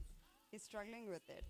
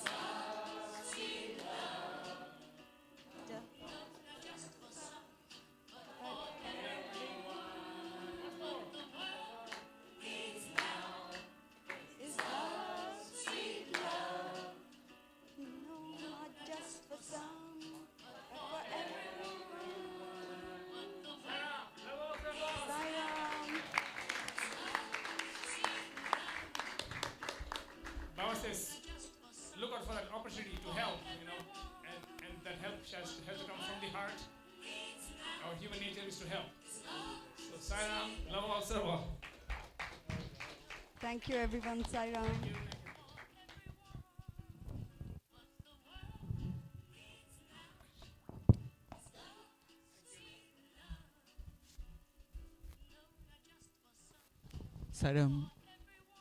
Sairam, next up we have a personal offering by Brahma Sharma uncle.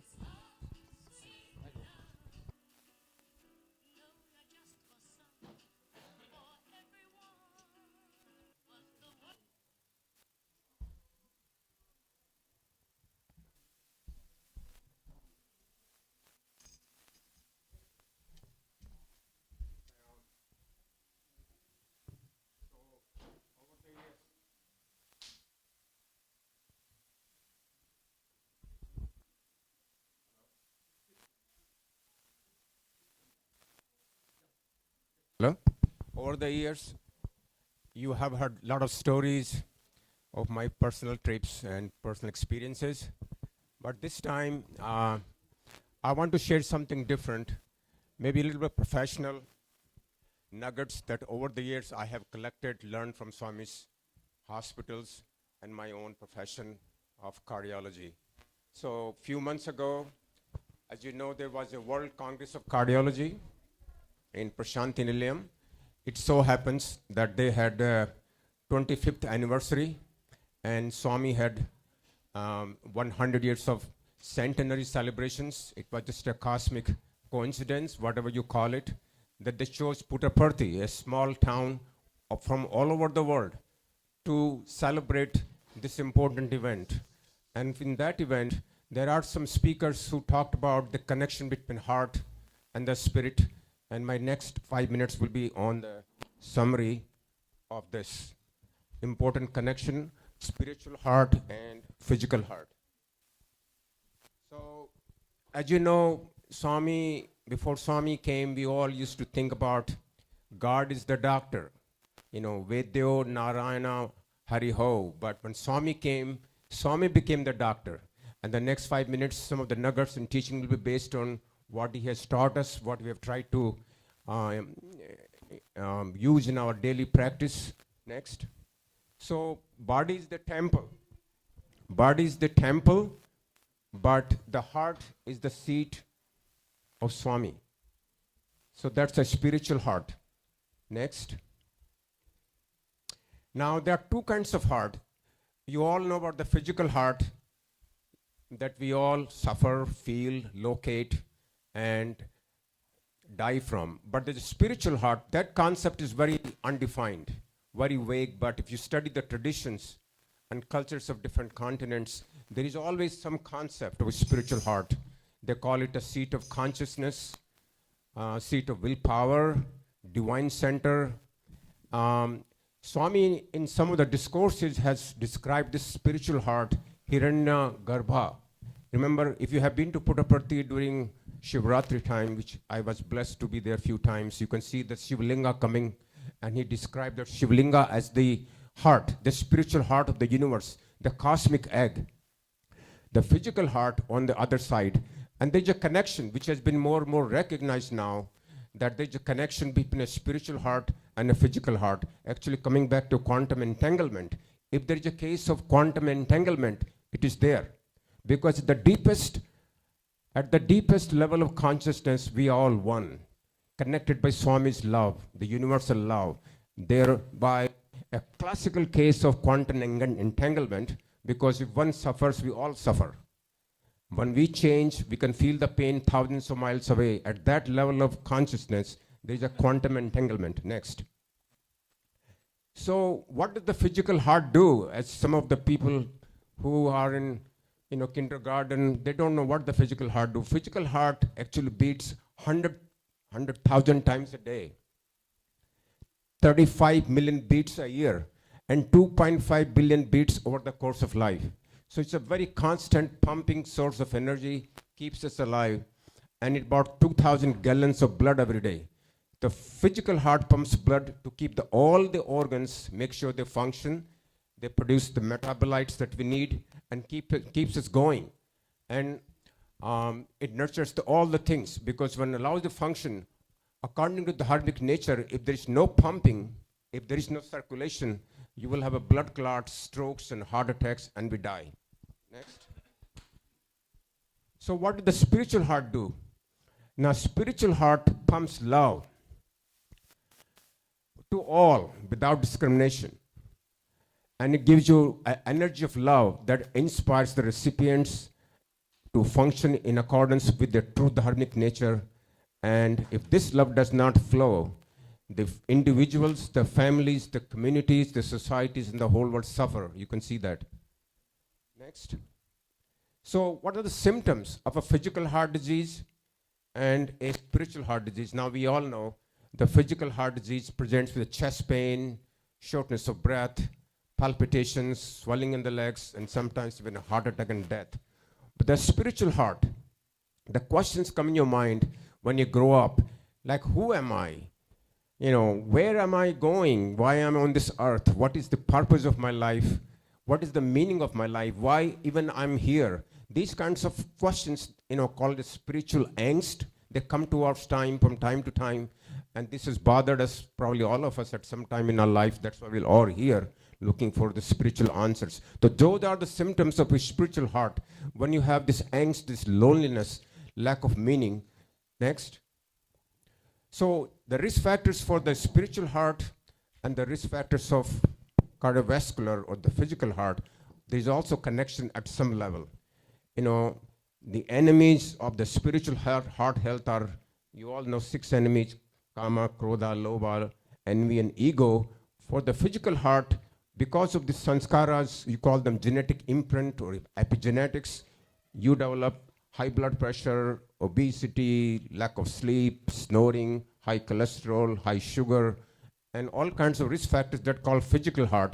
But if you go at a deeper down level, something has changed in our programming, genetic programming or epigenetic programming.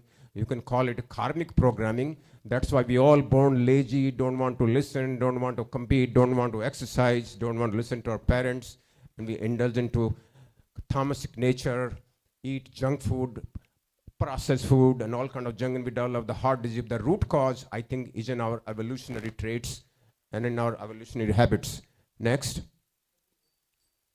So coming to primary prevention, there is a very good corollary between physical heart and a spiritual heart. Like this was the big message there. All the speakers, they knew Swami's teachings.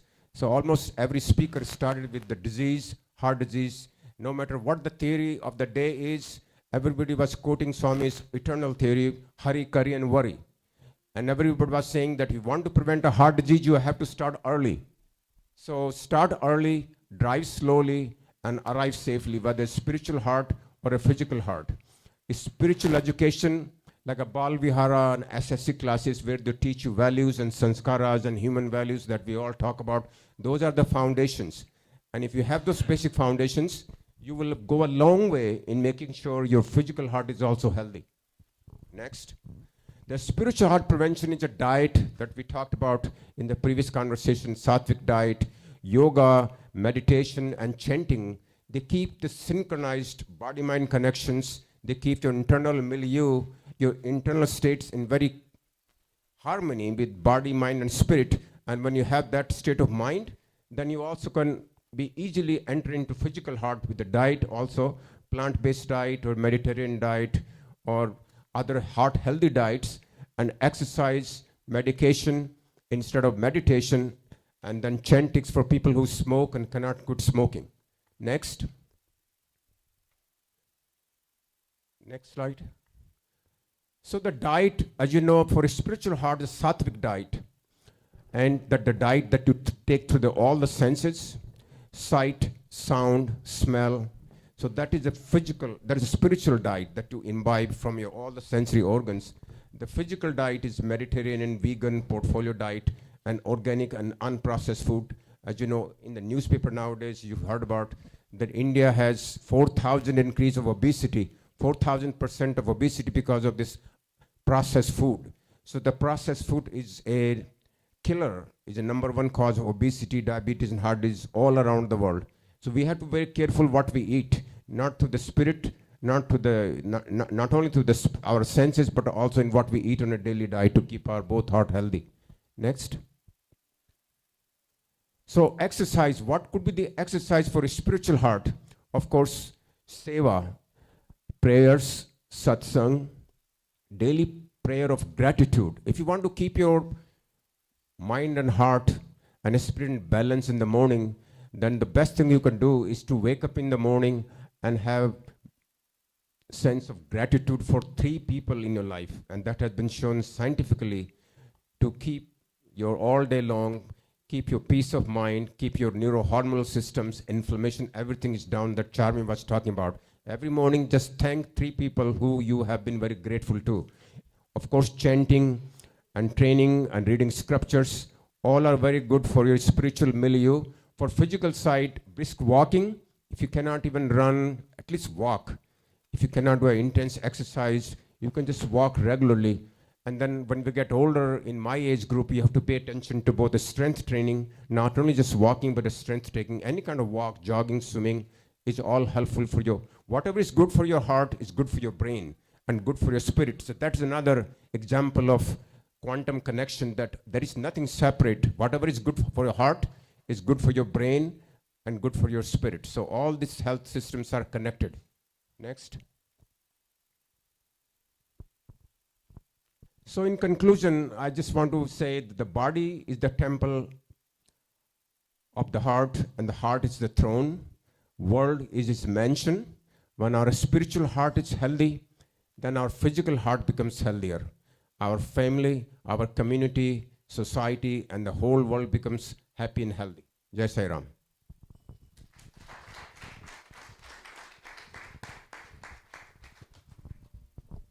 Any questions? We can talk later because I think there's shortage of time.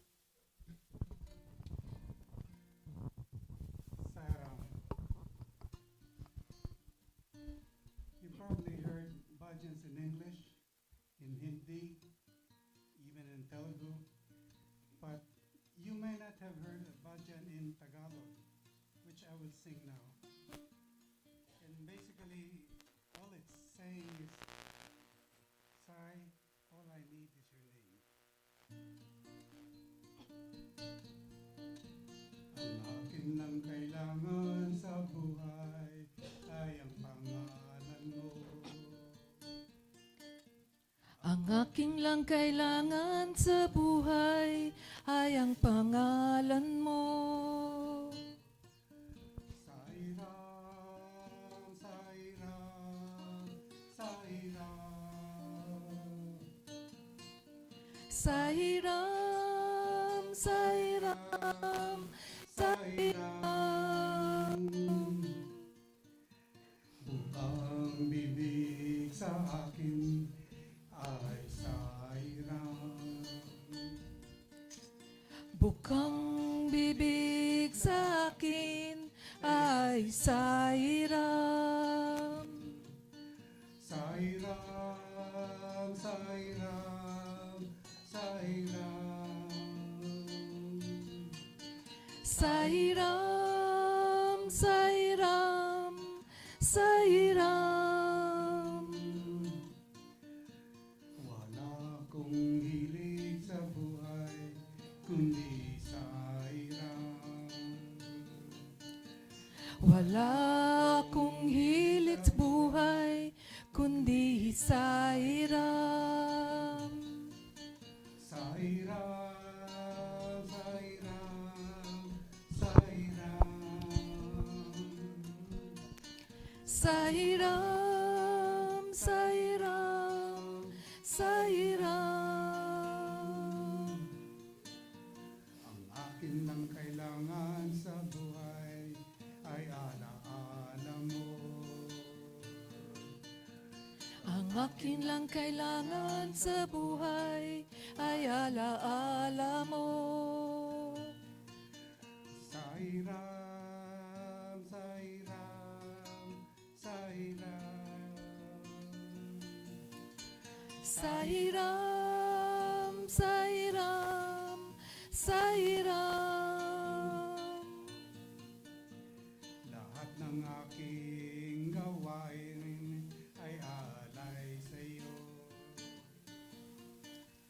Lahat ng aking gawain ay alay sa'yo. Sai Ram, Sai Ram, Sai Ram. Sai Ram, Sai Ram, Sai Ram. Binibigkas ko sa aking isip ang pangalan mo. Binibigkas ko sa aking isip ay ang pangalan mo. Sai Ram, Sai Ram, Sai Ram. Sai Ram, Sai Ram, Sai Ram. Pakay ng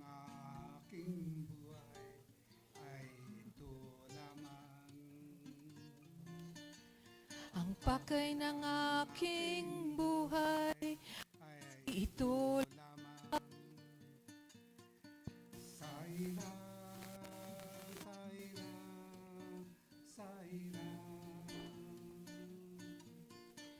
sa hiram, sa hiram, sa hiram. Ligaya ay makakamtan sa piling mo. Ligaya ay makakamtan sa piling mo. Sa hiram, sa hiram, sa hiram. Sa hiram, sa hiram, sa hiram. Itong aking buhay para sa iyo lamang. Itong aking buhay para sa iyo lamang. Sa hiram, sa hiram, sa hiram. Sa hiram, sa hiram, sa hiram. Ang akin lang kailangan sa buhay ay ang pangalan mo.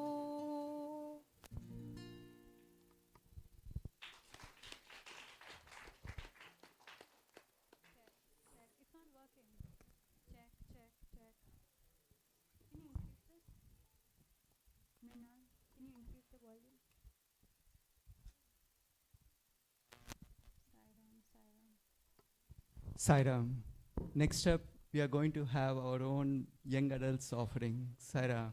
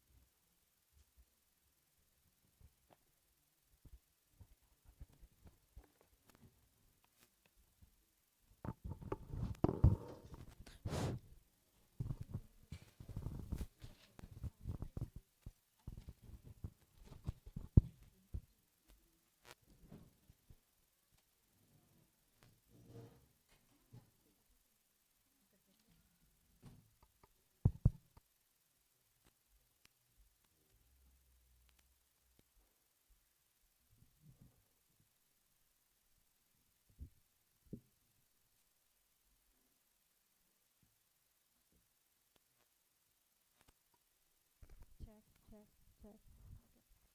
Sairam. Sairam everyone, just a quick update. This is YA offering, followed by we'll be having musical offering, and that would be the end of the end for the day.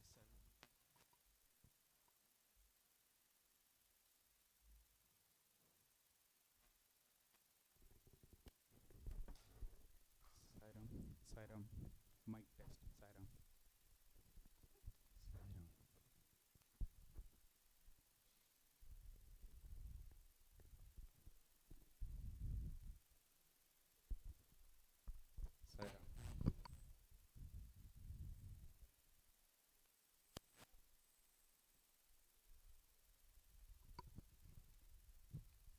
Sairam, thank you so much for tuning in to our YA play.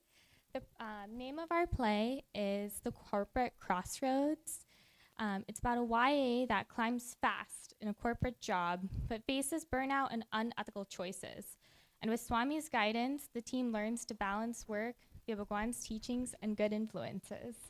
So stay tuned and maybe think about what you've gone through in your life at work.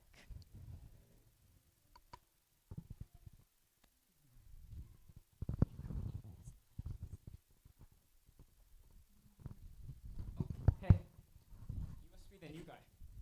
Don't worry, I only bite when there's free. Hi, hi. Are you looking for the coffee machine? Yes, I am looking for the coffee machine. this is my first day, and I'm also trying to figure out whether that printer hates me yet. Oh, it definitely hates you. I'm Nikhil, and I can show you where the coffee machine is later. I practically live there. Okay, thank you so much. Yeah. Oh my god, are you the newbie? Hey, hi. Hi, I'm Gauri. Nice to meet you. And don't mind him, he thinks bad jokes are part of the onboarding process. It is part of the process. It builds character. Hi, I'm Annika. Hi, Annika. Anyway, Mike, if you ever want to impress our boss Ashwath, here's the tip. Look busy, even if you're not. Okay. Or, better yet, actually be busy. That tends to do the work too. All right. Yeah. Thank you but so much for such a nice welcome. Yeah. everyone. Thank you so much. I'm Anar, senior associate here, and don't let the chaos fool you. It's mostly organized. All right, team. Good morning. What's Morning. happening? Wait, who's this guy? Oh, this is our newest recruit, Mayang, straight out of grad school. First day. All right. Yeah. Excellent. I like it. Ambition, energy. No new bad habits yet. I mean, that'll last about a week. But anyways, glad to have you over here, Mayank. Thank you. Just an FYI, we move fast over here. Okay? Performance, results, visibility.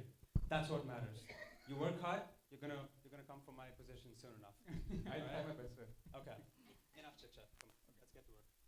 This is our new project, guys. Okay? We've been hired by a mid-sized tech firm, Technova, and they're looking to merge with Innovent Systems. I'll send the details on an email later. Okay? See you guys. No pressure.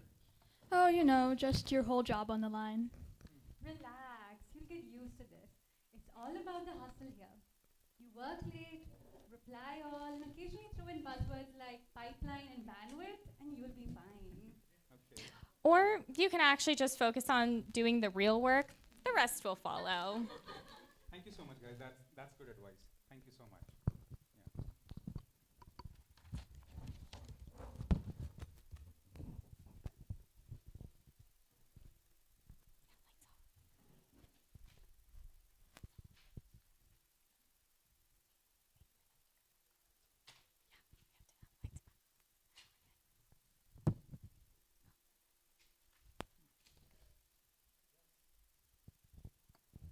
Yeah. Yes, I understand what's at stake over here, okay?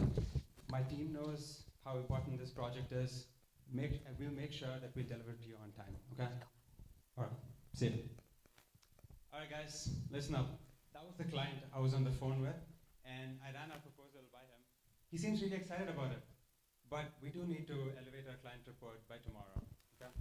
And if I hadn't said it before, our company is going to get a really sweet commission from this deal, so I want everyone putting their best effort, okay? I'm looking at you guys, okay?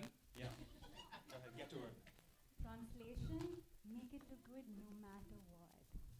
You know, Gauri is not wrong, actually. Sometimes numbers tell a story. And we're the storytellers, okay? This is Enough, a lot get to of work. This is a lot of work. Yeah, welcome to corporate creativity. This is where the work never ends and you know the clock never really stops ticking. Relax, don't stress. Just clean up the data a little bit. Yeah, right.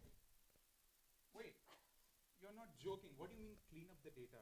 You want me to like change the numbers? No, not change, just reinterpret. Meaning, emphasize the positives and hide the weak spots. Strategic storytelling, as we call it here. Or lying, as we used to call it. What? No, it's not lying, Mayank. It is strategy. The clients want hope, and we give it to them. See, Innovent Systems is trending right now, and this deal will be very profitable for us and the client to go through. I mean, hope isn't built on lies, Cody. The clients trust us because they think we're being honest with them, that we'll give them the right information. Annika, not everyone's here to play HR. But I mean, it makes sense that he's nervous, though. It's not about morals, it's about consequences. You know, these small tweaks will become a habit, and if he gives the wrong information to the client, the whole firm could go down. Oh, Mayank, just do it. No. Wait, are you listening to yourself? You're literally asking me to change the numbers just so as our report looks good? Oh, come on. You think everyone is a saint here? We know what's best for the client. That's why they even consult us in the first place. Look, don't take her too seriously. Just do your work. Wait. You've been here longer. Did you ever try Look, to change? I had to do what I had to do to make it to this position, you'll understand soon enough. Wait, you as well? Listen, man, just don't lose yourself over spreadsheets. Yeah, you know, do your work, but keep your sanity. I've seen people burn out faster than our Wi-Fi. I'll try. Yeah. You coming? I think I'll stay back a little longer. This is a lot of work. Okay. Your wish.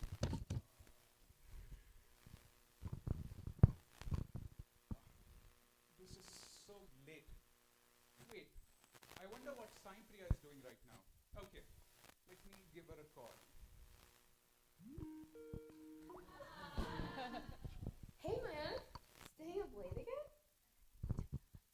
Priya, you are up late too. It's fine. Habit. You know I'm a night owl. You look exhausted. What's going on? It's just work. You know, corporate is not going for me the way I expected it to be. So my boss wants this report completed, but my coworker says that I should just change the numbers so as to make the report look good. Everyone does it here apparently. Everyone does it. The most dangerous phrase in any job.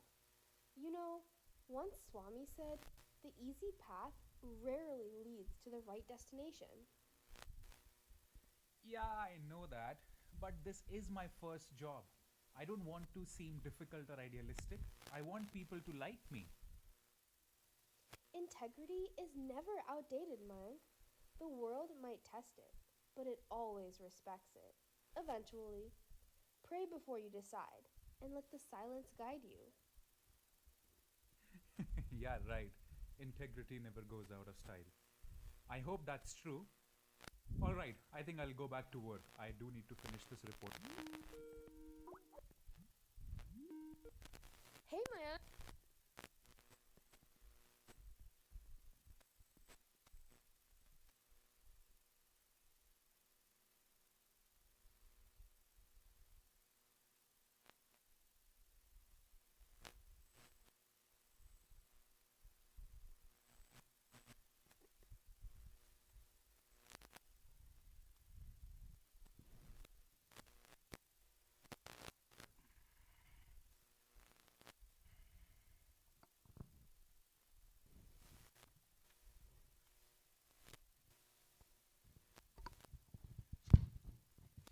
Results, revisions, reports. It just never ends. I remember when I started this job, I wanted excellence, not just exhaustion all the time. Alright team, listen up. I was on the call with the client and he actually really loved our energy during our presentation yesterday. Okay? But we do need those projections by Friday. Okay? So why don't we just do the usual and add like 6-7% to the potential earnings? Wait, what do you mean add 6-7%? Sir, those data, that is false information. You really want to give that to our clients? Listen, mister, I follow all the human values, okay? Clients don't buy numbers, okay? They buy confidence. If you want to move up the ranks over here, learn to sell vision, all right? Wait, but Get to work. wait, are you listening to this guy? As I said, Mayank, look, welcome to corporate creativity. You can embellish. Right. Don't overthink this and make it weird. No, but we want our client to use our information to make good judgments. What judgments will they make if we give them false information? Okay, you can be right and stay stuck while the rest of us get smart. I mean, fast growth can still be in the wrong direction, especially if we give the wrong proportions to our clients. You look rough, man. When was the last time you ate? I don't even remember. Don't mind them, just try not to overwork yourself, okay? Okay.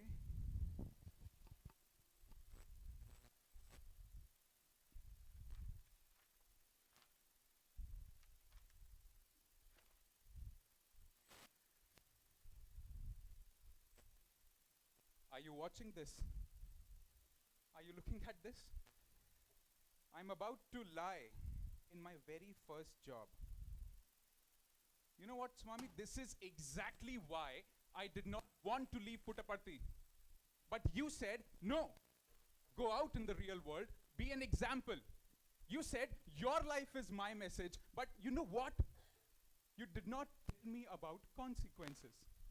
If I were to follow your principles, do you know what's going to happen? I'm going to lose my job. Everyone will start hating me. I just feel alone. But you promised me when we were leaving Prashanti, you said, "Go away, Bangaru. I'm always there with you. I'm guiding you. I am protecting you." But Swami, truth be told, I don't feel that you are here with me. I feel alone. I feel alone in this world, in this noise. I just need one reminder that you are here with me. You are here holding my hand, guiding me all throughout. Swami, please, I just need a reminder that you are here with me.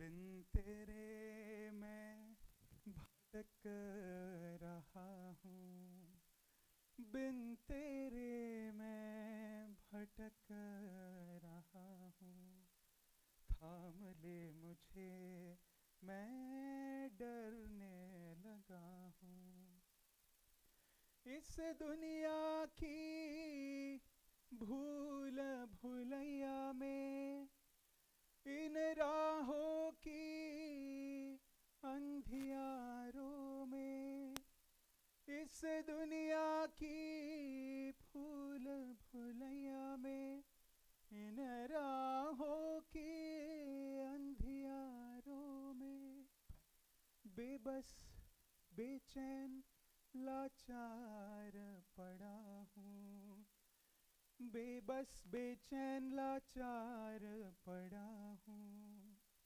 तू आ और कह दे मैं तेरे संग खड़ा हूँ, तू आ और कह दे मैं तेरे संग खड़ा हूँ, बिन तेरे मैं भटक रहा हूँ, थाम ले मुझे मैं डरने लगा हूँ.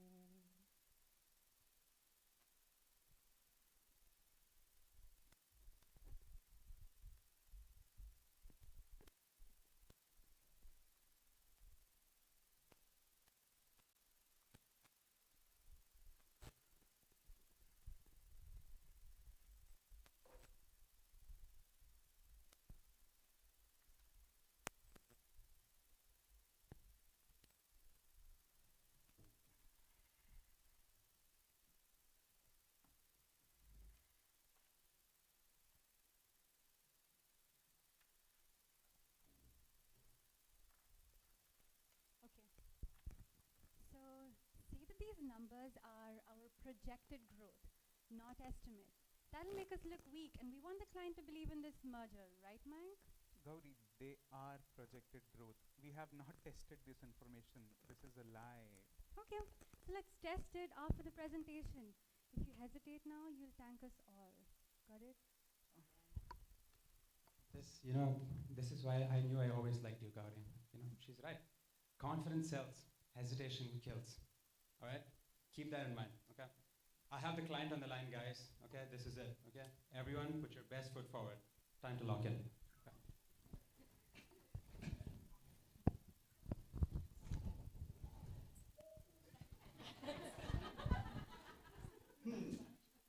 That was excellent presentation, Mayank. These projections look impressive. Are they verified? Sir, yes, sir. So the verification process, sir.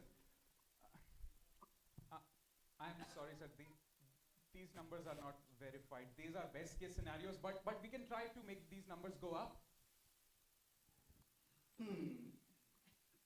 Appreciate your honesty there, Mayank. Carry on. Mayank, what was that? You don't undercut the team in front of the client. Sir, Okay? I didn't mean to undercut anyone. I just was telling them the truth. Please, sir. Listen, okay, okay, I'm done with you already. Okay, truth doesn't pay your commission. You're either with us. No, sir, please, or sir, just please, sir, listen to me, sir, please, sir. Mayank, you told the truth. I respect it, even though it might cost us. But you did what you thought was right. Mayank, what did you do? I can't believe you did that. You questioned our entire team's judgment in front of the client. Well, honest creates such a fallout, that really tells us about the system we live in. Oh, congratulations.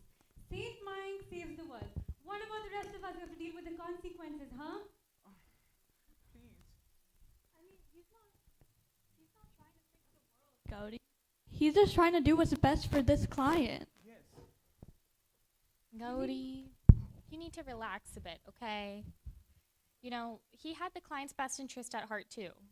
See, you either play the game or the game plays you. That's just how it works here. Yeah, but then does your conscience allow you to lie? At least I get the bills paid around here, Mike. Mayank, look, you know what? We all started, you know, just like you. We were optimistic, we were full of ideas, we were all bubbly, happy, prime. But you know what? One compromise after another, you know, it just eats at you, okay? And by the time you know it, you're just like us, and, you know, you don't know what the truth is, what the real data is. But don't you think this is a good time for us to remember what truth feels like? I mean, I think that's all any of us need. Just one person who'll remember for us. Okay, everyone, let's relax. None of us are getting fired tonight, probably. Whatever. Good luck. I hope this bravery rewards you.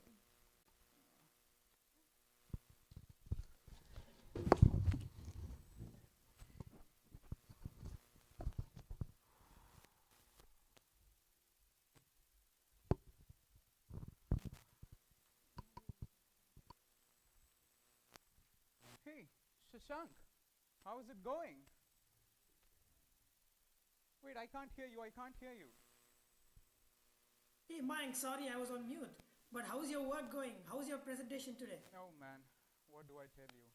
So the very first job, just to make a report look good, my boss and my colleagues wanted me to change the numbers, but I just could not do it, and I told the client the truth.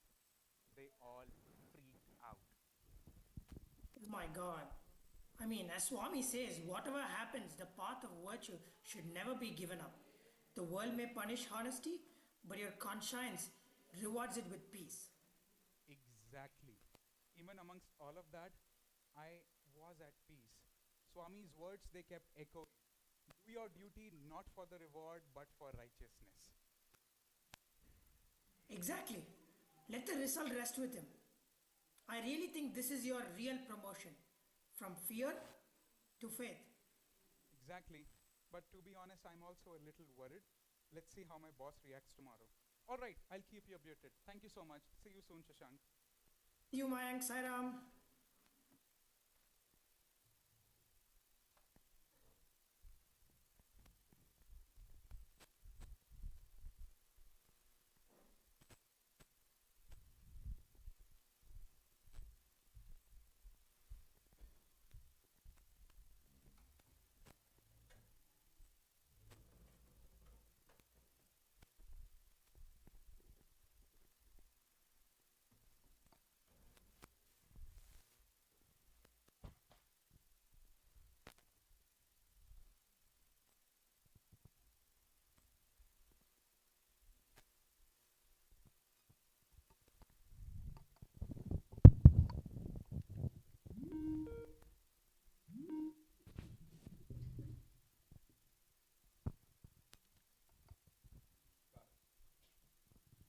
All right, team.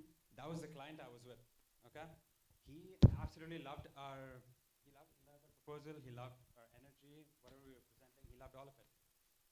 He loved the transparency as well. He said it builds trust, and for some reason he even liked your numbers, man. He said it makes him feel good and about working with us. Thank you, sir. Looks like truth does have a return investment. You know, I might have been wrong about this. I thought honesty was just a luxury, but turns out it actually helps us pay the bills. You know, it's good business. Thank you. I like you, kid. You know, you've got guts. Let's talk about you leading a project sometime. In the future. Thank you so much, sir. Thank you so much. Thank you. You know, sometime along the way, I forgot why I started this job. Not just to win, but to build. Wow. Mike, I guess what you did wasn't as bad as I thought it was. Yeah, you know, you might just change this place. You know, I used to think success meant impressing people and climbing the ladder fast, but I guess it might just be the real climb within. All right, Mayank, let's get back to work and see if these numbers do their magic. Yes. While we crunch these numbers, let's listen to some tunes. Sure.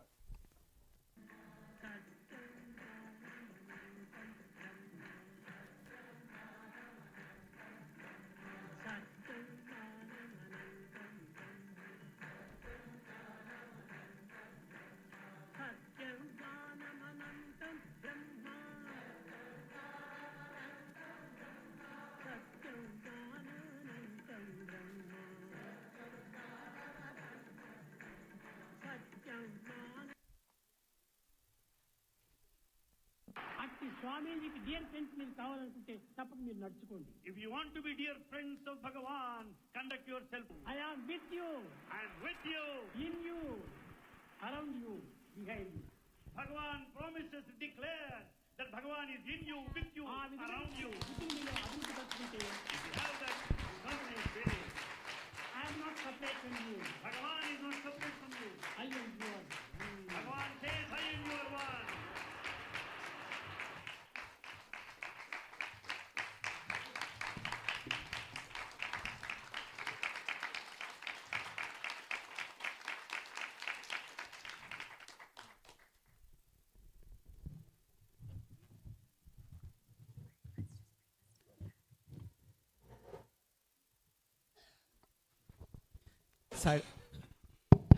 Saira, in couple of minutes we'll start with the musical offering, the final offering for the evening. Saira.